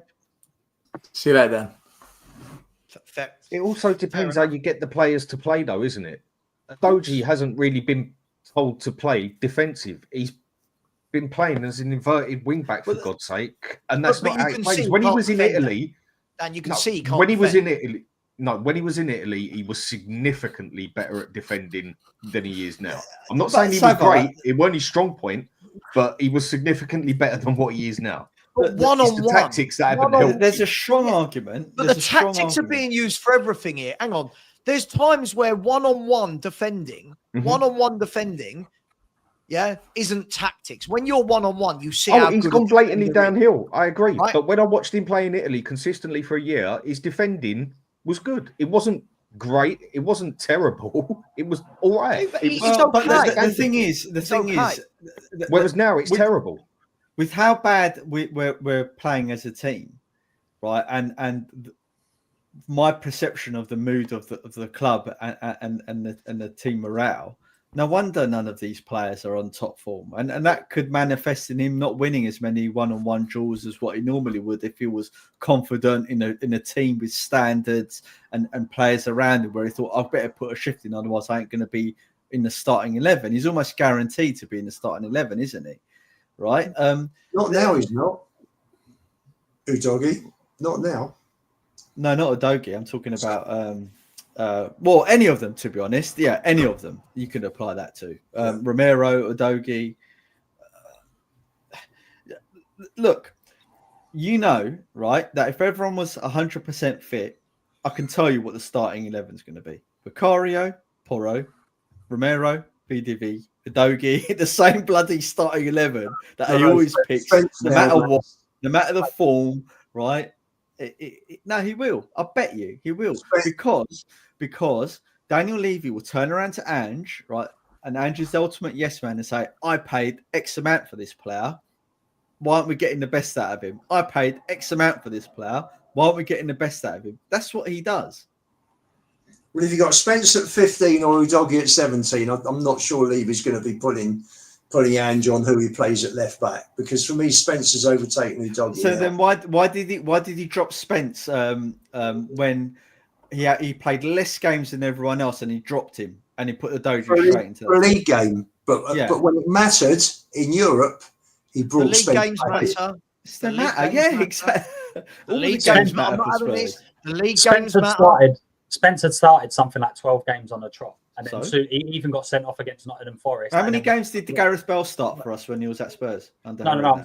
I'm saying from when he came into the team, he started most games. I think there was 14 games that's been played. He started 12 of them. He got injured in one, so didn't play, and then he got a red card against Forest, and then started again immediately. So if you look at the start since he's come into the team, he has started pretty much every week. Now that might but what I mean is the point I was alluding to was that Ange dropped our best player at the time, an informed player, right? And for no reason, especially when I think there was I'm so disinterested now in Spurs that I've just stopped following the fixture list and everything. But there was a time when we had a 2-week break for a European game, right? And we expected 8-day break, Maz. Yeah, that's it, right? And we expected him to field a full strength team because there was sufficient time for everyone to recover and come and play that game. No, what did he do? He rotated our best players out of the team, right? Yep. Stifled any momentum they could possibly gain, right? Yep. Which what he did there was crazy. Whereas if we would have had a Europa game in 3 days, I could have got why he done it. But why did he do it with 20 days? That one. He just does ridiculous things all the time, doesn't he? Let's be brutally honest about this. Have a look at the Fulham game, right? As you said, 19-day break. James Maddison not even going to play international football, and he's sitting on the bench as we put a midfield three of Bentancur, Basuma, and Gray. None of them have got a creative bone in their body. Like when you see things like that, all rhyme and reason goes out the window, doesn't it? Yeah, the Maddison one was strange. I don't know why. I'm in the camp. Maddison seems to be. They seem to be only playing like a full game every week. He seems to be playing 90 minutes. So he either starts one for 60 minutes, then comes on for 30. Yep. That seems to be. I don't know what that is. I don't know whether he's got an injury or what, but that seems to be the case. I'm in the camp that I don't care what team he picks, what players he picks. it's all doesn't work. And I understand Savva's point of view that you can't just blame everything on tactics. The players have to take accountability. Yes, that's true. We can also blame everything on tactics. Yes, that's true. There's multiple truths here at play, but the overarching thing is it's all gone to shit, right? And we need to get rid of this manager and then do what we normally do, right? Hit the reset button and start again and gamble once more with someone else. It's true. I agree. But that's why I think they need to have a plan at the top to say this is where we're going to go with things. Because this is what we continually do. We go and get a manager that plays 4 at the back. We get some wing backs for them. They bring in a 5 at the back, then change it back to a 4. Luke, we haven't had that for 25 years. In fact, we probably haven't had that. We probably haven't had that since Venables was at the club and he left in '93. That was probably the last time we actually had some sort of strategy. No, we had a plan under Poch, right? For the first 3 seasons under Poch, maybe 4, before Mitchell left, there was structure, right? We brought good players in, right? He assembled an amazing team that should have won. Hang on, Maz, we're talking different things. What Luke's talking about is a long-term strategy for this club, so that if you was a long-term strategy. Hang on. What he's saying, I'll just give an example. Ajax play a certain way. They will bring in managers who will play that way. That's am I correct, Luke? That's what you're talking about. Yep. So that managers come in and come out. We still play the same way. Okay, Juventus don't do that. Real Madrid don't do that. Real Madrid don't do that. The next manager. I can tell you, Munich do play a certain style of football. Guys, I can tell you now, the next manager of Spurs will play a similar style. I can promise you that, because when I spoke to Simon Davies, I asked him about the philosophy of the club, and I said, "Well, what's the point of restructuring the academy structure if the kids are going to learn to play a particular brand, and then if Ange gets sacked, the next guy?" And what Simon Davies said to me was that he's had it. Assurances from above that his work in the academy, if Ange moves on in the future, the next guy they bring in will be of a similar mold. Doesn't mean we play with inverted fullbacks and we play without a 6. Football, basically. And that's fine. That's fine. That will work with the next and implementation into the first team. Sorry, say again, Maz? How's that worked out with player progression into the first team? Well, right. So yeah. At the moment, it hasn't. But what Simon said to me was that, again, look, I'm just repeating what he said. So is the player continuity going to be that when Ange goes, another manager comes in exactly like Ange and doesn't play the youth? No, hear me out. No. I'm going to answer that. Again, this is not my opinion. This is what he said to me. When I said about the current crop of players, and this is why all summer are saying there is no academy project this season, get that out of your minds. He said that he and Ange don't think the current crop, the 18 to 21s from the Spurs academy, are good enough. They don't think they're ready. But when I spoke to the coaches, they disagreed. So there was a little bit of disagreement. But at the end of the day, Simon and Ange has the final say on it. What he did say to me was, let me just say the last bit and then ask me. What he did say to me was, the under 16s and especially the under 14s, that crop there, they're the ones to keep your eye on, to be the ones that break through. Look, that's what he said to me, whether that's how it goes. But so far, what he said has happened. What he said has happened. Right? But look at the evidence, right? Mikey Moore, he could get into our team. I don't care what anyway. He's better than Johnson, right? He can tap him in. Right? What's his face? Donnelly, right? He should never have gone. Left the club. I don't think Donnelly's good enough. I'm sorry. Donnelly was getting scrutinised by Leyton Orient fans. He was dropped out of Leyton Orient squad at the start of the season. So since December, he's kicked on and he's become a player. He wasn't previous. No, because he played him as a 10 instead of out wide on the left. Exactly. Yeah, guys, our opinions are different to what they said, and what they said has happened. What they said has happened. I'm pretty sure Paratici come out and said that as well. Paratici come out and said that the age groups that are coming through are nowhere near good enough. So that's why he was investing so young in the youth. And that's why we've made such a different change in terms of the youngsters we're purchasing now are they're like 12, 13. We don't hear about them, you don't see them, but they're being purchased at a young age. So that by the time in 3, 4, 5 years, the youth players that are coming through should be to this acceptable standard. There's got to be an element here as well. I've never known a football club talk so much about youth. Honestly, it seems like the obsession this season is we want every youth player from the academy to play. We want to sign youth players as well. Let's be brutally honest. This is what I was going to talk to you about still, right? It doesn't matter which Premier League football club you are. There's only going to be X amount of opportunity a season for X amount of youth players. No Premier League club is going to go, right, these 4 18-year-olds from our academy are all going to start week in, week out for this football club. It doesn't happen. I think what you see is you sometimes get 1 or 2 that might come through over a couple of year period. So whether it's Mikey Moore is this season's one, right? And he should be getting game time.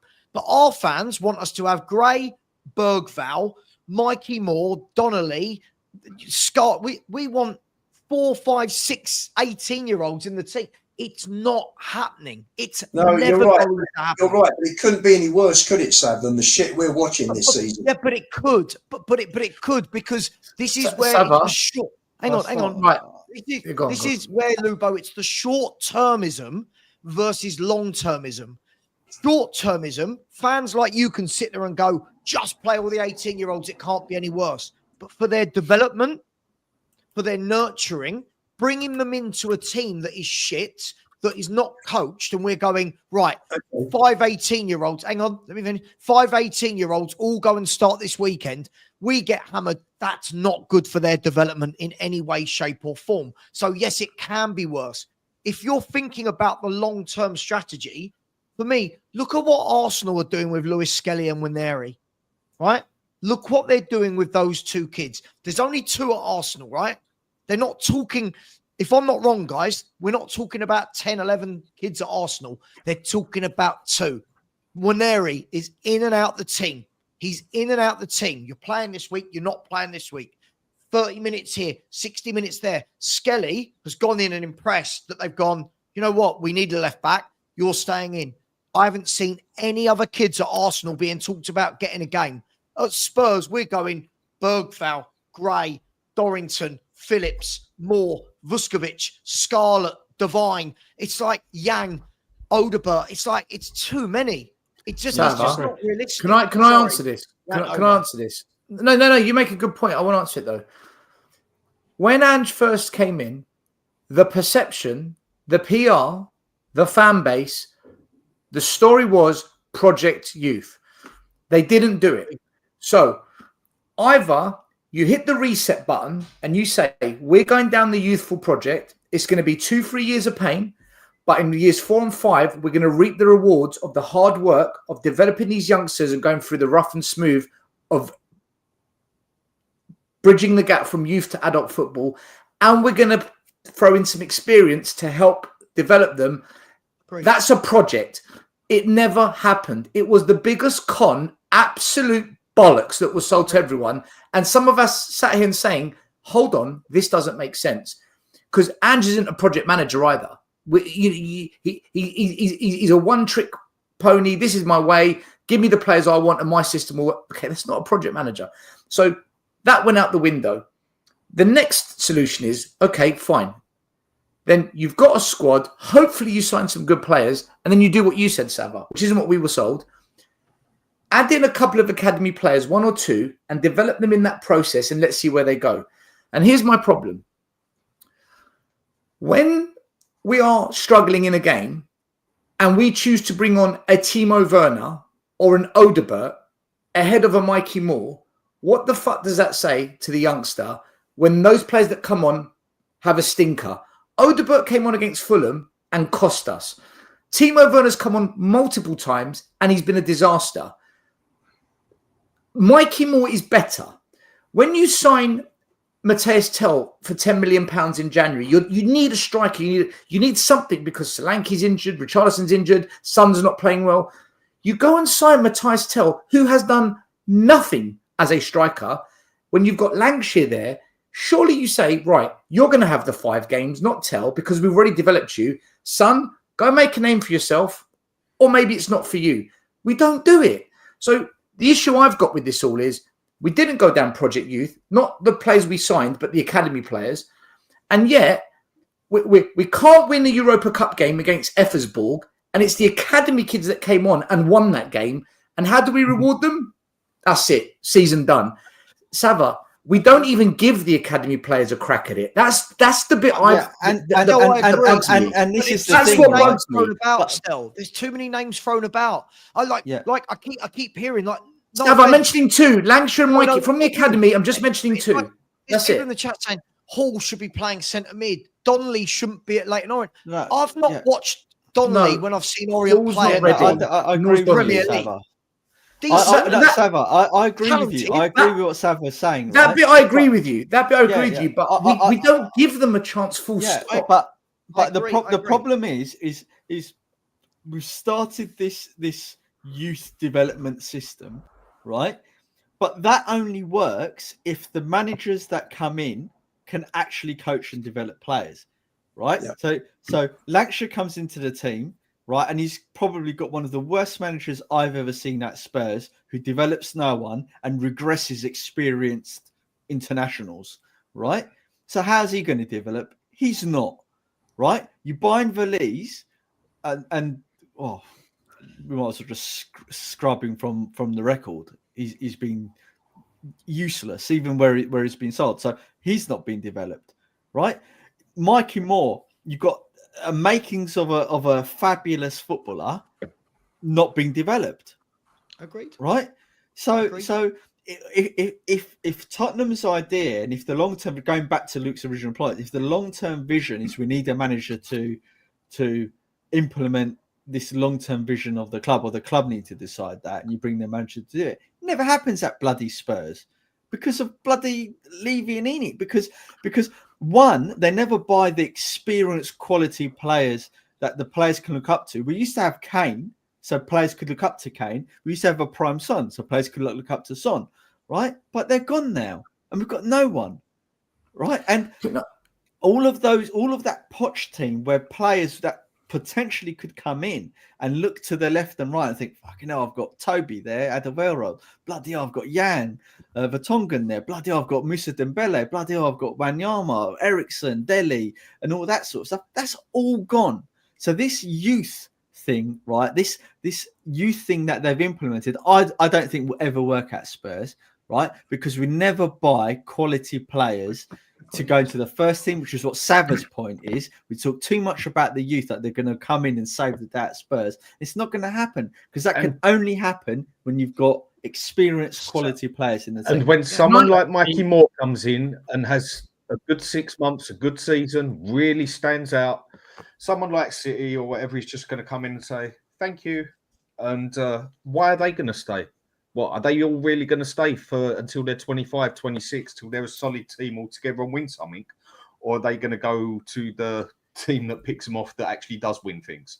That is why I don't think this youth system can work. You've got to have a solid squad first, then do the youth system. But you can do it the other way around. You can loan players. That we've always been terrible at that. How many loans has Scarlett had where he's gone out on loan and not played? Yeah, Lancashire, for example. But that's the player. He's gone to Isn't West that Brom, the player? And then if we're loaning them out, we're doing the right job then, aren't we? No, but because they're not even they're going to the wrong clubs. We loan Lancashire out, and the next day they signed Adam Armstrong on loan, or signed him permanently from Southampton. So he's actually played 7 games this season for the West Brom. But you need to start a solid team first before you start a youth team. No, but you can loan players out, and they can go and get first team experience elsewhere. But we've always been terrible at doing that as well. Yeah, but you need to have a solid 11. Dan, I disagree. Let me tell you why I disagree. Right, I did this for 12 years. Mm-hmm. What youngsters need is to play in an adult team that is not easy, and where they're pushed, because that's when you know. I'll give you a really good example, right? Because Savva mentioned Arsenal. Look what Arsenal were doing with Skelly and Nyanweri. Arteta, during his process, he threw into the mix Maitland Miles, Willock, Nketiah, Smith Rowe, Saka. He threw in 4 or 5 players. How many actually made it? 1, Saka. Smith Rowe, you could say made it, but at Fulham. Okay, he's doing good there. Still, So out of the 5 or 6 that he threw in, 2 made it. But those 2 are doing really well. One of them has become a superstar. Now, I get it. At Spurs, and Arsenal were in the mud during that process, there is no reason why we cannot throw in 4 or 5 of our own developed academy players, just give them enough games in the Premier League and then say, right, you're going to make it. You don't cut it. You're going to be a star. You 3. See you later. We gave it a go. We don't do that. We never do. What we do is we sign. Could it be that they're not good enough still? We sign Yang. We talk about all this. Could it be that they're not good enough? Like when we're talking the examples of Scarlett, like Divine, these people who are going out online, could it just be that they're not good enough? It can, but here's no, absolutely right. However, to counter that, you don't know until you give it a go. Harry Kane would never have been the player he was unless we stuck with him as our main striker for so many games to where it got to the point where either you're going to make it or you're not. He made it. But we would never have known that had we not given it a go. We don't give any of our own players a go. Yes. Kane was shit for the first couple We need to, but you have to have your first 11 there. You can't. The situation we're in where we're saying just fuck it, chuck the 5 youth in there. I'm not saying fuck it. I'm not saying fuck it. I'm saying in general, that's what a lot of people are saying, though. They're just saying chuck. That is what a lot of people are saying, yeah? And I can get why. But you've got to have a solid first team now where you can then put the youth team in there, 1 or 2 players, playing around the players who are in the solid team, who they can learn off and everything. You can't just have this Mickey Mouse team sitting there that might Arsenal weren't solid the first 3 years of Arteta. Arsenal weren't solid the first 3 years of Arteta. They made it in that process. But they weren't 15th. Spurs were nothing special when Harry Kane got thrown in. What I'm trying to say is you need to have your solid team first. Week in, week out. You need to have your solid team and then milk the younger players into it. Dan, the reason players in from day. You see, Harry Kane, the one thing he had in his arsenal, I hate using that word, but in his footlocker was his armory. In his armory was he got coached 1-to-1 with Clive Allen, a top level striker at the top level. So he was coach. So even when he might be struggling in those games, Clive Allen's there. So it doesn't matter if those top players aren't there. He's got a top coach. The issue we've got is we don't have those top coaches at the moment, and we don't give the kids that chance. Look, I think if you were to throw 5 of our academy players in, 1 will make it. The rest will probably not make it. Yeah, but we're never going to develop 1 the way we're going if we keep signing Yangs, Odegaards, and no, we're never going to develop 1 as long as we've got Jedinak, Mason, and the rest of his coaching squad. But my whole point is you've got to have your first team now. You've got to have your solid first team now, and then get the youth players into it.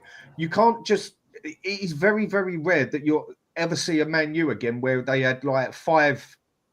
Youth players playing at the same time. Dan, who's the winger for Southampton? Players in. Dan, who's the winger for Southampton? That young lad for Southampton. Don't ask me for names for players, mate. Do you think Dibbling's a good player, guys? Do you think he's a good winger? Too early I think to tell. He stands out at Southampton, right? Yeah. Do you think he's got potential as a young winger? Yeah. Right. He's not in a solid team. They're shit. Mm-hmm. But yet he's knocking on the door. You don't need that. I get where you're coming. If you want to get, we're not Southampton. No, but they're not a good team. They're not a good team, though. And he we should be. The point I'm making still is we should be in what? Let's say between 5th and 7th. Yeah, just random. Say 6th. Yeah. And we should have our solid team now, where we can quite easily take out 1 or 2 players because they're not doing well, and put a youth player in there. And in there. Not that we are that bad in 15th place that we're willing to just chuck half the team out and hope that the youth team does better. You've got to have your because otherwise, every time one of these youth players starts getting good, where we've got such a crap team in 14th place all the time, as soon as the player starts looking good, but notices the players in front of him never bloody change because we ain't getting out of 10th or 14th place, a bigger team is going to go, thank you, and keep doing it every bloody time. So we need our steady team first. But Dan, you've jumped 3 steps ahead. Step 1, they've got to have a chance. We don't do step one. You've gone to step 3, keeping them. Step 1, Still, is the give issue, them a chance. okay, is the Step 2, issue- develop them. Then step 3, keep them. We can't even do step 1. I mean, I'm saying play them. Is part of the issue here, right? I like this debate. This is good. It's interesting. Is part of the issue that the best of the lot, I think we all agree that the one if I asked everyone on this panel right now, which one of these kids is going to be a top player at Spurs, I think we would all agree Moore is probably the first name you would say. Is that fair? Yeah. Right. Yeah. Is half the problem that we've got here twofold, right? One, Mikey Moore plays in the same position as the club captain, right? So this is the problem. He is our club captain, doesn't get dropped, yeah? And most of our fans, it doesn't matter how bad he plays, but it's Son, and he's our revenue maker, right? Secondly, we went out in the summer and we bought Odeber, right? You've gone out and bought Odeber, who, funnily enough, plays on the wing. We went out in the summer, we bought Yang. Funnily enough, he plays on the bloody wing as well. Half the problem here is all of these young players we're signing. Mateus Tell. All of these young players we're signing, right? And then we're going, why aren't the youth getting a chance? But we're signing all of these kids in front of them. Like, for example, when people talk about Exactly. Archie Graham Bergvall. I agree with that. Right? Archie Graham Bergvall said this all in the summer. Didn't need both, right? If you're bringing in one 18-year-old midfielder in a window, why do you need another 18-year-old in the window? What part of the process did anyone think there's going to be enough games to give both of these two guys their training, their breeding into central midfield? Most clubs would have gone, right, we've already got Bergvall coming in because he was signed first, right? We've already got Bergvall coming in this window. Let's bed Bergvall in. Could have been either way, right? Let's bed Bergvall in or Gray in. Then next year, if we really have an 18, 19-year-old, we can go and buy them. Not Spurs. We bring both in.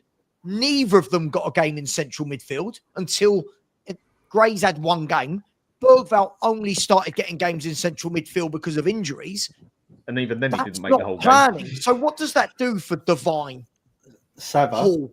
Right, what does that do for all of these young central mids coming through? They're looking at Bergvall and Gray and going, these two have been bought and can't even get a game in central mid.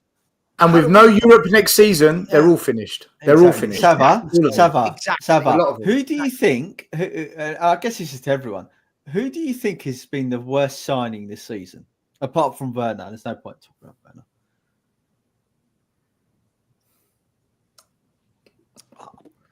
Tell you what, Maz, it's not often I'm stumped. I'm going to say Yang, because he doesn't play for us. What was the point of Yang? I would say Yang's out on loan, isn't he? I would say, right, what good is that the worst signing this season, right, it's a mix for me, right, and is Mateus Tell, right, or Kingsley, because when you needed one, right, to show the fans and the players within Spurs, look, we know we had a bad season, but bang, is an experienced player that's going to come in and turn it around for us and help us progress in some of these competitions and really make a difference to solve some of the problems. I'm going to use an Ange terminology, to give help to the squad, right? We bring in Tell for precisely the wrong reasons that you just outlined there, Savva. The same thing could be said to Kingsley. What message does that send to all of the youth goalkeepers at Spurs when we had about 8 goalkeepers in the bloody thing, right? And he's no better than Austin. I don't care what anyone says. He's not better. He's no better than Keeley. I watched Keeley the other night. Keeley was very good, right? And Tell, I think Tell is bloody useless. He hasn't fine. He scored 1 goal. He looks useless, right?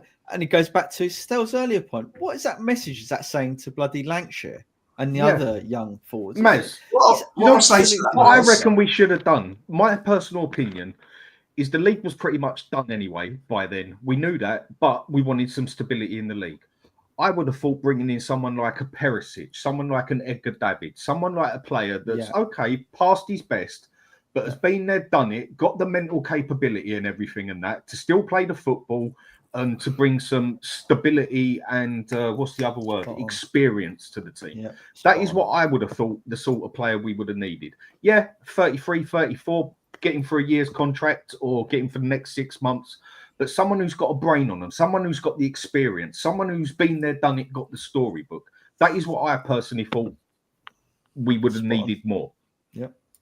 And a lot of people would say, well, why would you go and sign a 33-year-old player, this and that? I'm talking more from the mental side of the game. I agree. That's what I think we should have done. Agree. Nobody knows the plan. Nobody knows the plan. That's what it comes. Everyone makes it up. Yeah, There's it's just we've just pulled everything apart. There is clearly no plan. As you said, for me, the only one out of all the youngsters that we've currently got that are in and around that first team, more the only one that's got a chance. I don't think Lancashire is good enough. I think they'll be good enough to go and play maybe Prem football, but they won't be at Spurs. But Luke, how do you know that? How do you know that? He can't start at West Brom above Adam Armstrong. So it's all right saying we don't play him, but not Harry Kane never got enough games when he went on loan to Harry Kane is an absolute star that we can't keep referencing. I completely agree with you. When he first came into the team, I didn't understand it. He was terrible. But he was an absolute star. And also, when you said about he was trained by Clive Allen, he also had a mentality that not many youngsters have. He was destined to, because of that mentality that he had, not every single player has. We only say that now after he got the chance, though. Don't you think... All right, Luke, let me ask you a question. Don't you think if Lancashire was to get 5 games in a row, 90 minutes in the Premier League, you would be in a better position to say what you really think? Don't you think we're all guessing at the moment because we just haven't seen him play in the Premier League? But if you also then look at, again, if he's dropped down a level and he's still not starting, then that must say something, because it's not just an Ange, it's not just the tactics. He's in the Championship and he's not doing it. He's still not. There's so many, and it's different if he went to the Championship. Like, for instance, Scarlett has had terrible after terrible loan. He's come back and he actually looks like he's okay. He's not been bad in some of the games. We was going to sell Harry Kane. Isn't even starting in that. You stopped it. You got a player that's currently at Chelsea. I forgot his name. He wasn't quite doing it. He goes off to Germany. Now he plays for Chelsea, and he's not a bad little player. I just look. Maybe it's okay to have a different view on it. And if that's how you feel, the fair play. I can't sit here and say Lancashire is going to be brilliant. I can't. What I do know is the bridge from youth football to adult football is the hardest. And the only way you know if a player is truly going to cut it is if they're given that chance and they're guided well and they get a good 5, 6, 7 games in a row, not 30 minutes, then 2 months later, 15 minutes. Unless we do that, we will never really know what they can and can't do. Which is what I said, right? You can loan them. You can loan them to the correct club, where as you said, you've been in youth football. It's about getting an experience. There's no guarantee. There's no contract that says you will get those minutes. So that's the problem. We can control the minutes. We consistently do that. We consistently let. And it fails. And it constantly fails. It's getting a better system in place so that they can go and actually play football. Yeah, but we used to do that, and it rarely works for us, though. We used to do that a decade ago. We used to do that all the time with our youth players, and we only get the only benefit we really see is one player every decade, right? And when you look at the statistics about how much money United, Chelsea, and all the other big clubs make off their youth players when they sell them, compared to us, it's there's no compare. So just saying, oh yeah, we'll get a system where we loan them out. For Spurs, that hasn't worked. Now, that doesn't mean that methodology is bad, Luke. All it means is that the way we manage it is god awful. Yeah, everything we manage is god awful. Well, this is it, right? And use Chelsea as an example. They have 57 players out on loan every season, and then they play in. And who implemented that whole thing? Frank Arneson. And do you know where he was before he went Chelsea? Tottenham Hotspur. Yeah. Well, there you go. Right, another one that Daniel Levy let leave. The thing is, though, I just no. Hang on, Maz. Chelsea poached him, and that started a massive fallout between boardrooms that has been going on for 20 years. Yeah, I know, but what I mean is Frank Arneson set up their whole academy structure, the way Yes. Roman Abramovich, all of that elite stuff right. that they do at youth, where they buy 400 million youth players and We do brought whatever that they idiot do. Kamoli in. Yeah, right. But for me, the key thing is the manager. We know he's not a coach and he's god awful. There's no point covering that again because I know Savva's going to want to end this in 15 minutes, right? And the coaching staff. We used to have, as Stell said, Clive Allen.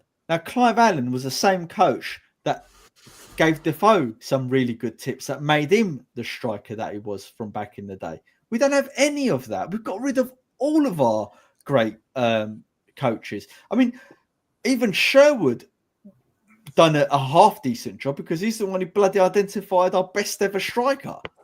Yeah, Carry we were going to sell him, and Sherwood refused to do it. We was literally selling him to Millwall. Can we go back to the beginning? My problem with this was it's how many we talk about like this. I feel like we go from one extreme to the other. It's not like, I'm not saying you only have to say one's brilliant, but we talk about all of these kids as though they're ready and they're good enough. And listen, I'll be honest, when I've watched Scarlett play, Scarlett's not good enough. If we're going to be brutally honest, Dane Scarlett's never going to be your number one striker at Tottenham Hotspur. He's not. You can see by the way he holds the ball up, getting involved in the game, his touch, he's not good enough. Lancashire, haven't seen enough of him. Yeah, Lancashire, when I've seen him, there's nothing that I've seen and gone, wow. But it's, again, based on a small sample size. But again, we can't be doing this with kids. Like, we can't do this with Donnelly at Orient. Can't say that a kid's done well. He's done well. He's not set the world. But Savva, the reason why I referenced him, right, it's not because I think that he's going to come into Spurs and be brilliant, right? But you can see something in him, right? When he plays, you can tell he's got. Yeah. That's what I've seen anyway. Who's this? Who's this? Things different. Who's this, Maz? Donnelly. Donnelly. When I've seen him at Spurs, I don't think he's mobile enough. From what I've seen, yeah, fine. You've seen a lot more of him. He's ready. I don't think he's good enough. I'm not going to die on a hill for Donnelly, right? But all I was referencing is when I've seen some of our kids in the past, right? I've thought, I would keep them around potentially over and above some of the dross we had at the time at Spurs. Sure. Right, and that's the only reason, not because they're going to come into the first team and change our lives, right? But looking at what a mess that we're in, and looking at what we do to the young players, this is where I agree with Ian. It's a bit of a travesty. I don't disagree with that, Maz. I don't honestly, mate. I don't disagree. For me, there needs to be a middle ground. But for me, you've got to have the manager in place. I know we're not going to do a bit on Ange. But if you've got a manager that doesn't believe in them at all, this season, how many minutes more should we have seen of Mikey Moore? Right? This season alone, we should have seen loads. This season, you've got hardly any centre-backs at the beginning of the season. Yeah. But yet Phillips, and again, I'm not saying he's the answer, but Phillips is sent out on loan to Stoke when we don't have enough centre-backs for us to play 4 competitions. If you don't have the manager that does it, you don't even stand a chance. Correct. You do not stand a chance if you don't have the manager that wants to do it. Phillips should have been brought in when Romero was suspended and Van der Ven was injured after the Chelsea game last year. Phillips should have started at Wolves, give him a chance. If he'd have come through and he'd have looked really good, you wouldn't have needed to have bought Dragerson. So that money could have gone on another area of the squad. But he didn't look at Phillips. I agree with you. There's no fault. There's no fault. There's no strategy here. There's nothing. Ange didn't want kids at Celtic and he doesn't want kids here. And I believe he was told at the end of last season, players like Mike, Moore was promised minutes. Moore nearly went to Man City. Pep came in for him in the summer. Yeah. They're going to go to City. Can I add 2 things to this? And that's me done in the whole youth conversation. We have been crying out, because I've been in and out of that academy for over a decade. We have been crying out for players to step up and show that they can perform. And in recent years, for the first time in a long time, many age groups have won leagues, cups. There's winners in there. There's kids that are in winning teams, which we haven't seen in that academy for God knows how fucking long. So my first point is it's an absolute crime to not pick at least one or two and make them regulars in this squad of 20. It's insane, man. And the second point is this. When we think of young players in our academy trying to get into the first team, try and take winning off of your mind and just think of development. Just focus on development, not winning. And development has ups and downs, ups and downs. When it comes to experienced players we signed in the first team, only think winning. You separate the difference between youth and a pro that's made still, they've done what you said. Still, they have done what you've said. This goes back to my point. But Savva, but the word development means, and I go back to what I said earlier, unless they're given the proper minutes, the development will not happen. It just doesn't happen. No, hang on. That's not what I meant. That's not what I meant still. What I meant is when we're saying the fact that one or two can't get in this team, the problem is we went and bought Bergvall and Gray and Vuskovic, and we're buying the youth at the same age as the youth we want to. Yeah. That's why it's a crime. You can't put Gray, Bergvall, Odegaard in the team and then go, you know what, we're going to have those three plus Hall. Go on, you play centre mid, Lancashire, you go up top, Mikey Moore, because now you've got a team full of 19-year-olds, and that's my point. So if a new manager comes in at Spurs, really quickly, this is my point. When every fan in the Spurs fan base is wetting their knickers at signing these kids, when every fan is making videos talking about why these kids coming in are going to be the next big thing, if that is you, don't then complain that our youth players don't get a game. If you want to keep signing 18-year-olds, and if we want people go, Tell's brilliant, cool. Don't complain that Mikey Moore isn't playing then. They're the same. You know, I know Tell's a tiny bit older, but stop complaining. You wanted Gray, you wanted Bergvall, you wanted Tell, you wanted Kinski, you wanted Phillips, they wanted Odegaard, they wanted Yang. Oh, but he doesn't play the youth team. Well, how can he? He's just bought youth players. How can this is what I mean? Make your minds up, fans. Can't have both. I totally agree. And where we had Bergvall, where we had Bergvall, that is why I will still say it now. We should never have touched Archie Gray. We should have, because we had plenty of youth. We should have gone and got a developed 40 million centre mid player that walks into that centre mid. Now you've done it. We already had our youth player. Now you've gone there, have you? You've gone there. I'm not changing my opinion on it. I agreed with you about this the whole time. Yeah. We nearly got to it. We nearly did it. Sorry, what did Rio say about Gray and what did Spence say about Gray? I don't care. Have you heard the interview? Has he played? Tell me one game. We're talking about now. 90 minutes in midfield. Now. We're talking about now. What Dan tell is me talking one about, game. I'll paraphrase Dan. We were so close. We were so close. We nearly got there. What we're talking about is in the window when you already had Bergvall coming in as the young player to learn in midfield. Go and buy a 25, 26-year-old experienced head with that money that Bergvall can learn from. You don't need both. Who gets into that centre mid straight away, improves the first 11. Not just steps in because there's nobody there. You've been levied because, yes, you buy Gray because he's worth it, and you buy Bergvall because he's worth it. You also buy that 25-year-old established. No, I've not been levied. Yes, you do. Listen to what I said. You can never have too many good players in your league. We haven't got anywhere near enough. You've not been listening to the whole conversation, right? This is the point. When you're saying you can never have too many good players, the problem is, first of all, let's not say that they're really good players when they haven't done anything yet.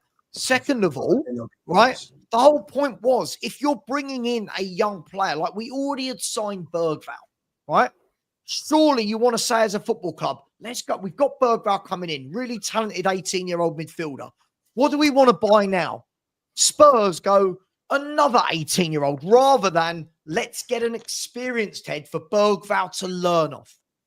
That's the point. It's not about and Ian, you were just saying that we don't play our youth team and we should be playing them. Dan, we don't play enough of them. We don't play enough of them. This we buy owner- other youth players when we should be buying players that You walk want into it that both first ways, 11 Dan. now. No, I don't want it both ways. You The want to play reality is, 18-year-olds, Sav, play them from the youth as well. Where do they all Sav, play? Sav, the reality is that this owner has got he's capped the wage bill. So you have got to bring in, you've got to make sure you bring these youth kids through, because the better players, the higher level that we need, are not going to come for the 100,000. How do we do that when we buy youth players? Blocking them. But You're you can contradicting have, yourself. You're you contradicting can yourself. bring through, but you can have both. You can bring academy you players can't. through, But you and need, you can. no, you need to have a steady team there as well. How can you? So what? We bring in our 18-year-olds, fine, and then we also buy 18-year-olds. Yeah, then we'd be looking at 19th, 20th next season, let alone Really? 14th, 15th. We're not far off it now. But this That's is my what I'm point, saying. Lubo, that I just said. Look at the This is rubbish. Look at the rubbish that Lubo. we've had this season. Yeah, but Johnson, Lubo, this is out the in point I summer, made just Son, now. Out. Basuma out. Bentoncourt out. Sarr out. These are all just let them out. These players are just not good enough. They're not good enough. So, Lubo, can I tell you why you've contradicted yourself completely? I made a point of calling you out on this earlier. You've just done it again.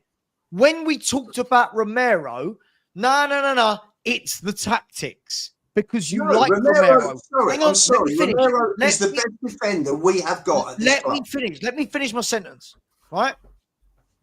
People will say Bentoncourt up until this season was our best midfielder, but now he's rubbish. Get rid of him. Because he's rubbish. Let me finish. Let me finish talking. Right? The problem we've got here is exactly what I just said.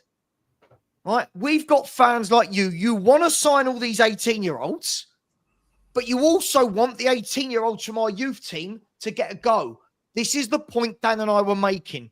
One, there isn't room for all of them. There isn't. You just can't. Two, who are all these 18-year-olds learning off of? But you don't have a first 11 that play every single week. You have a squad now. Yeah, but that didn't answer my question. You've got to have 18, 20 good professional. We've never had that. But that didn't answer. You still haven't answered my question. I've asked you. I have. If you include all of them and established players, then maybe, just maybe, you've got 2 class players for every position. And all the top clubs, bar us, seem to have that. We never invest. Not all, but they don't. They don't. That's not true. This is something we used to beat Levy with. Arsenal don't have 2 quality players in every position. Liverpool don't have 2 quality players in every position. Even City don't have 2 quality players in every position. So let's stop this that everyone does, because they don't, right? Second of all, but the point is, Lubo, right? You're talking about a squad of 20. Sure. So we want Bergvall and Gray as 2 18-year-old midfielders, when Dan and I want a seasoned pro bought to play, plus you want kids from the youth team to go, how do they all fit into this squad? How? You can't just have kids after kids after kids. No, of course so not. You want, you just want kids. But you're only going to bring a couple of kids through from the academy, aren't you? Yeah, but otherwise you're contradicting yourself, because the ones we want to bring through, we're already buying youth players. They must be sitting there thinking, well, what the hell have I got to do? And then when someone does come in again for Mikey Moore or whoever else, because we've bought Odebert, Gray, Bergvall and that, he's just going to say, do you know what? I'm off. Baked potato. See you later. We needed a better first 11, not just a better squad. We should have gone and got Bergvall or Gray, one or the other, but we had Bergvall first, 30 million. We could have gone and got a steady player who could have took Bentoncourt, Sarr's place, or whoever in midfield, because our midfield is just not stable, and we would have had a better first 11. But Dan, he was chasing Gallagher all summer.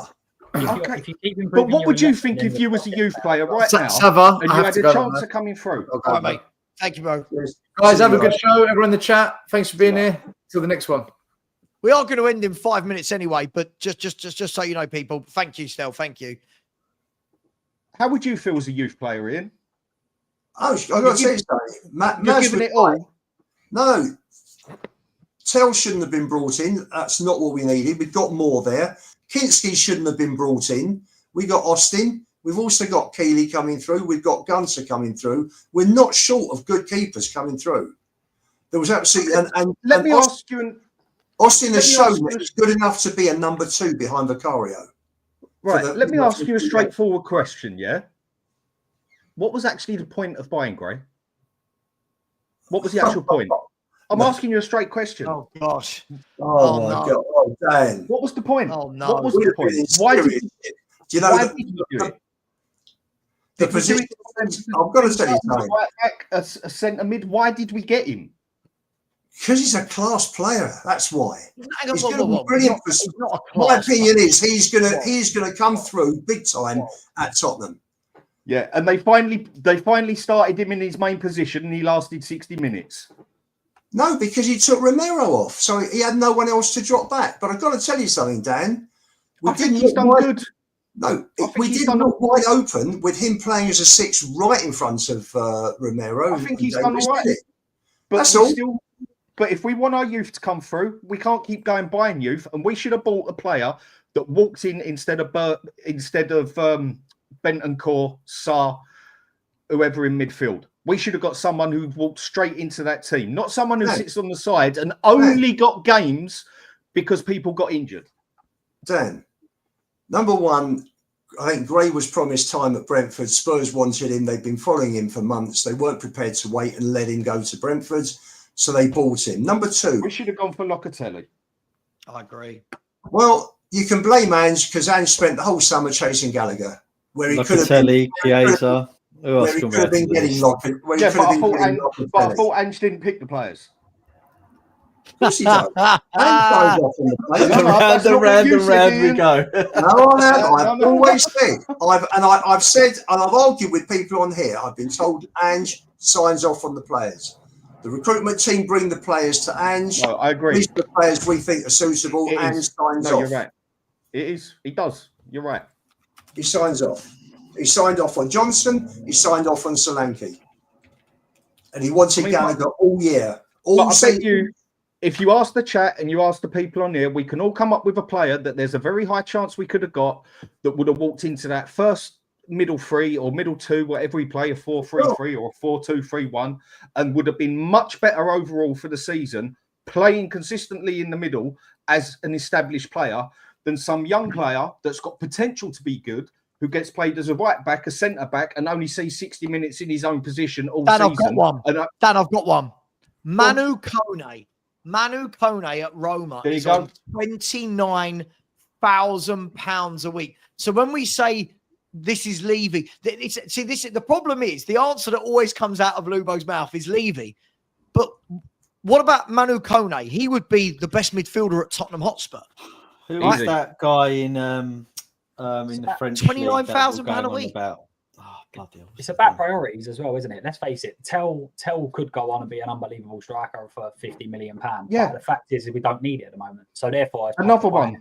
We need something established. That's where, like, I think sometimes we look at a player, like for instance, Gray. We look at him and go, "Is he going to be worth 40 million in 2-3 years?" 100%. I think he will. I think he's going to be a good player. But is he worth 40 million right now when we could go and spend that on a right winger that we haven't got, and that's our problem, is that we never know where we're going with things.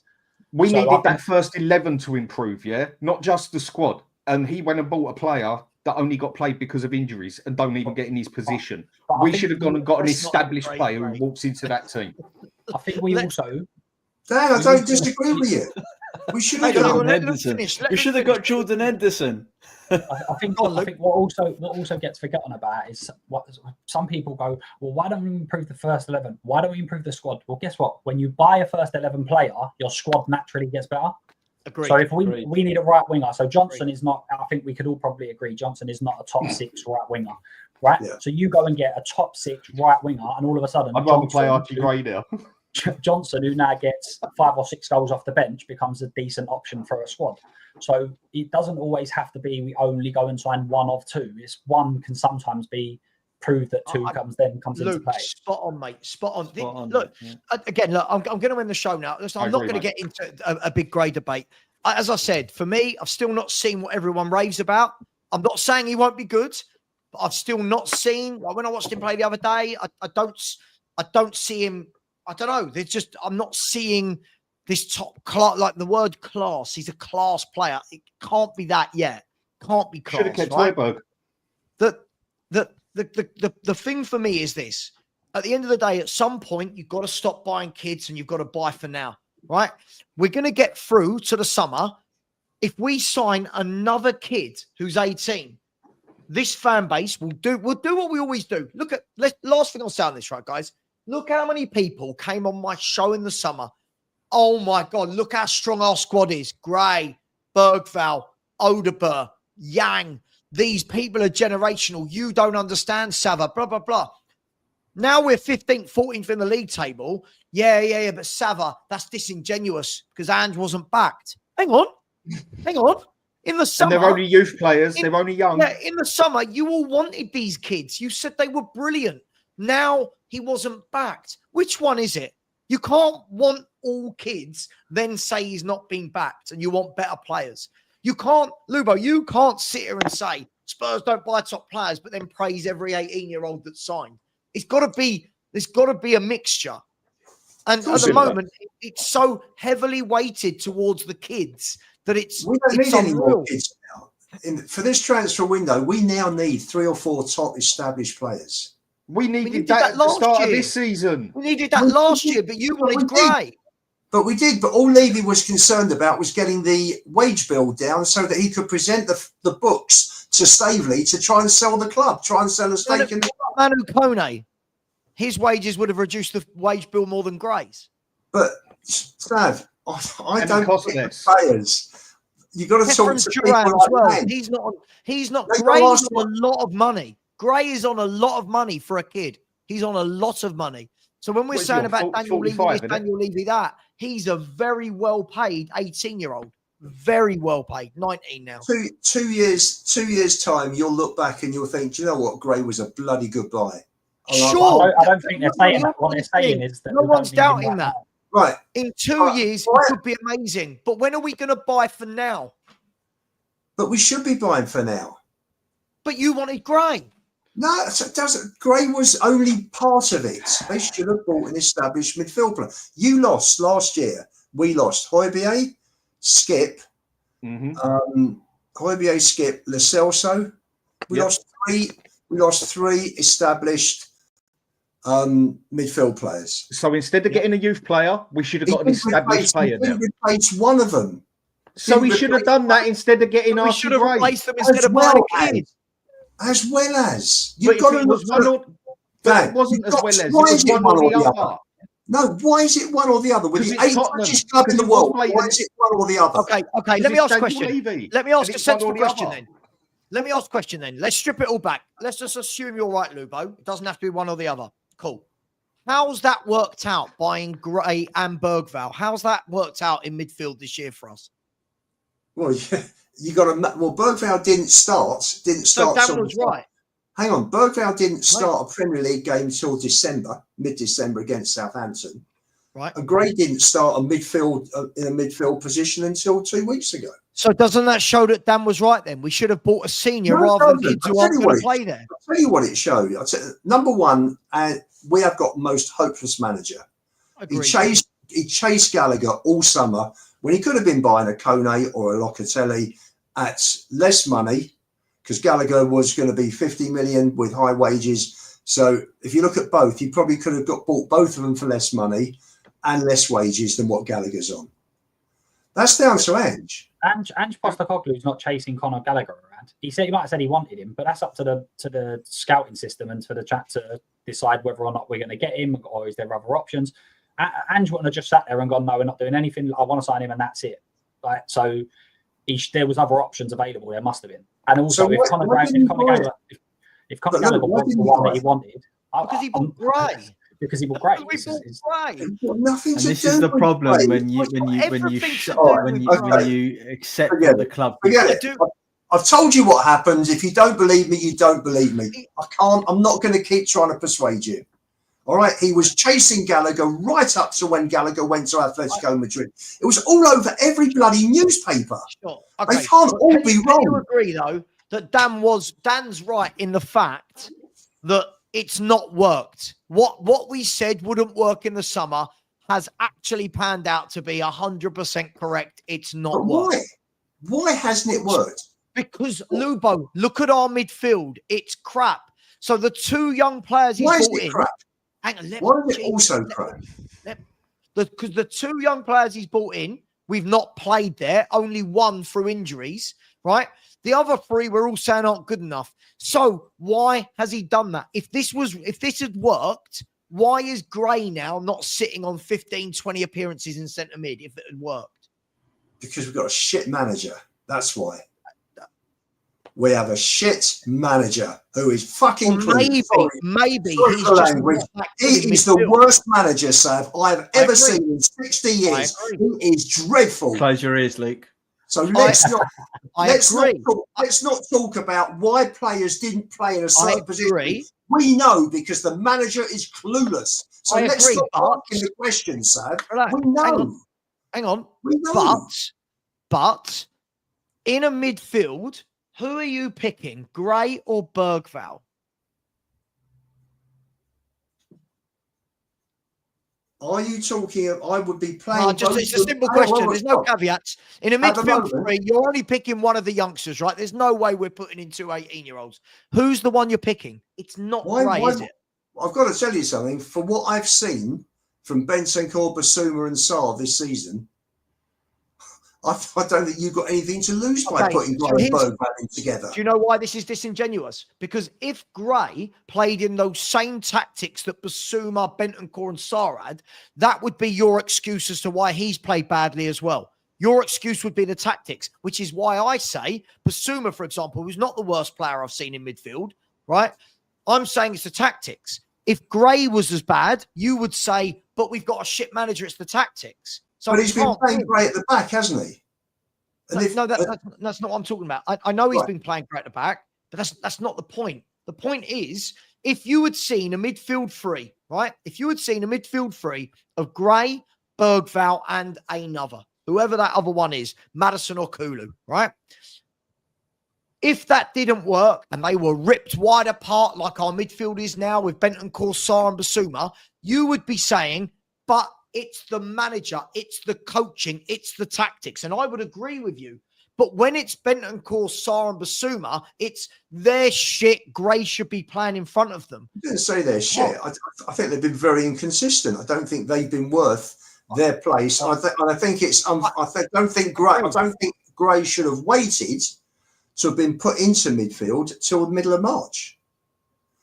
Anyway, on that note, I'm going to end the show. I am going to end the show, Mads, because I haven't eaten. I'm actually I'm meant to be eating at 9:30. Guys, great show. You always know when Lubo's on that we're going to have some love for Archie Gray, our one-cap midfield maestro, who's not even as good as the other 19-year-old next to him. Big up to you, Lubo. Thank you, Maz. Luke, thank you for coming on for your debut. You're always going to get some fun and games over here, mate. Please go and subscribe to Tottenham Away. Please subscribe to the Danalist who was on as well. Subscribe to the Hotspur Hood.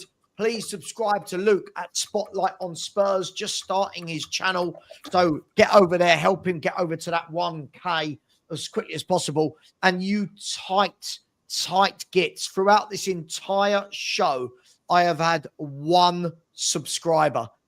2.5 hours of brilliant debate, over 500 people. One subscriber. Smash the like button. You've been crap at that as well. Only 230 likes. Got a room full of Anges.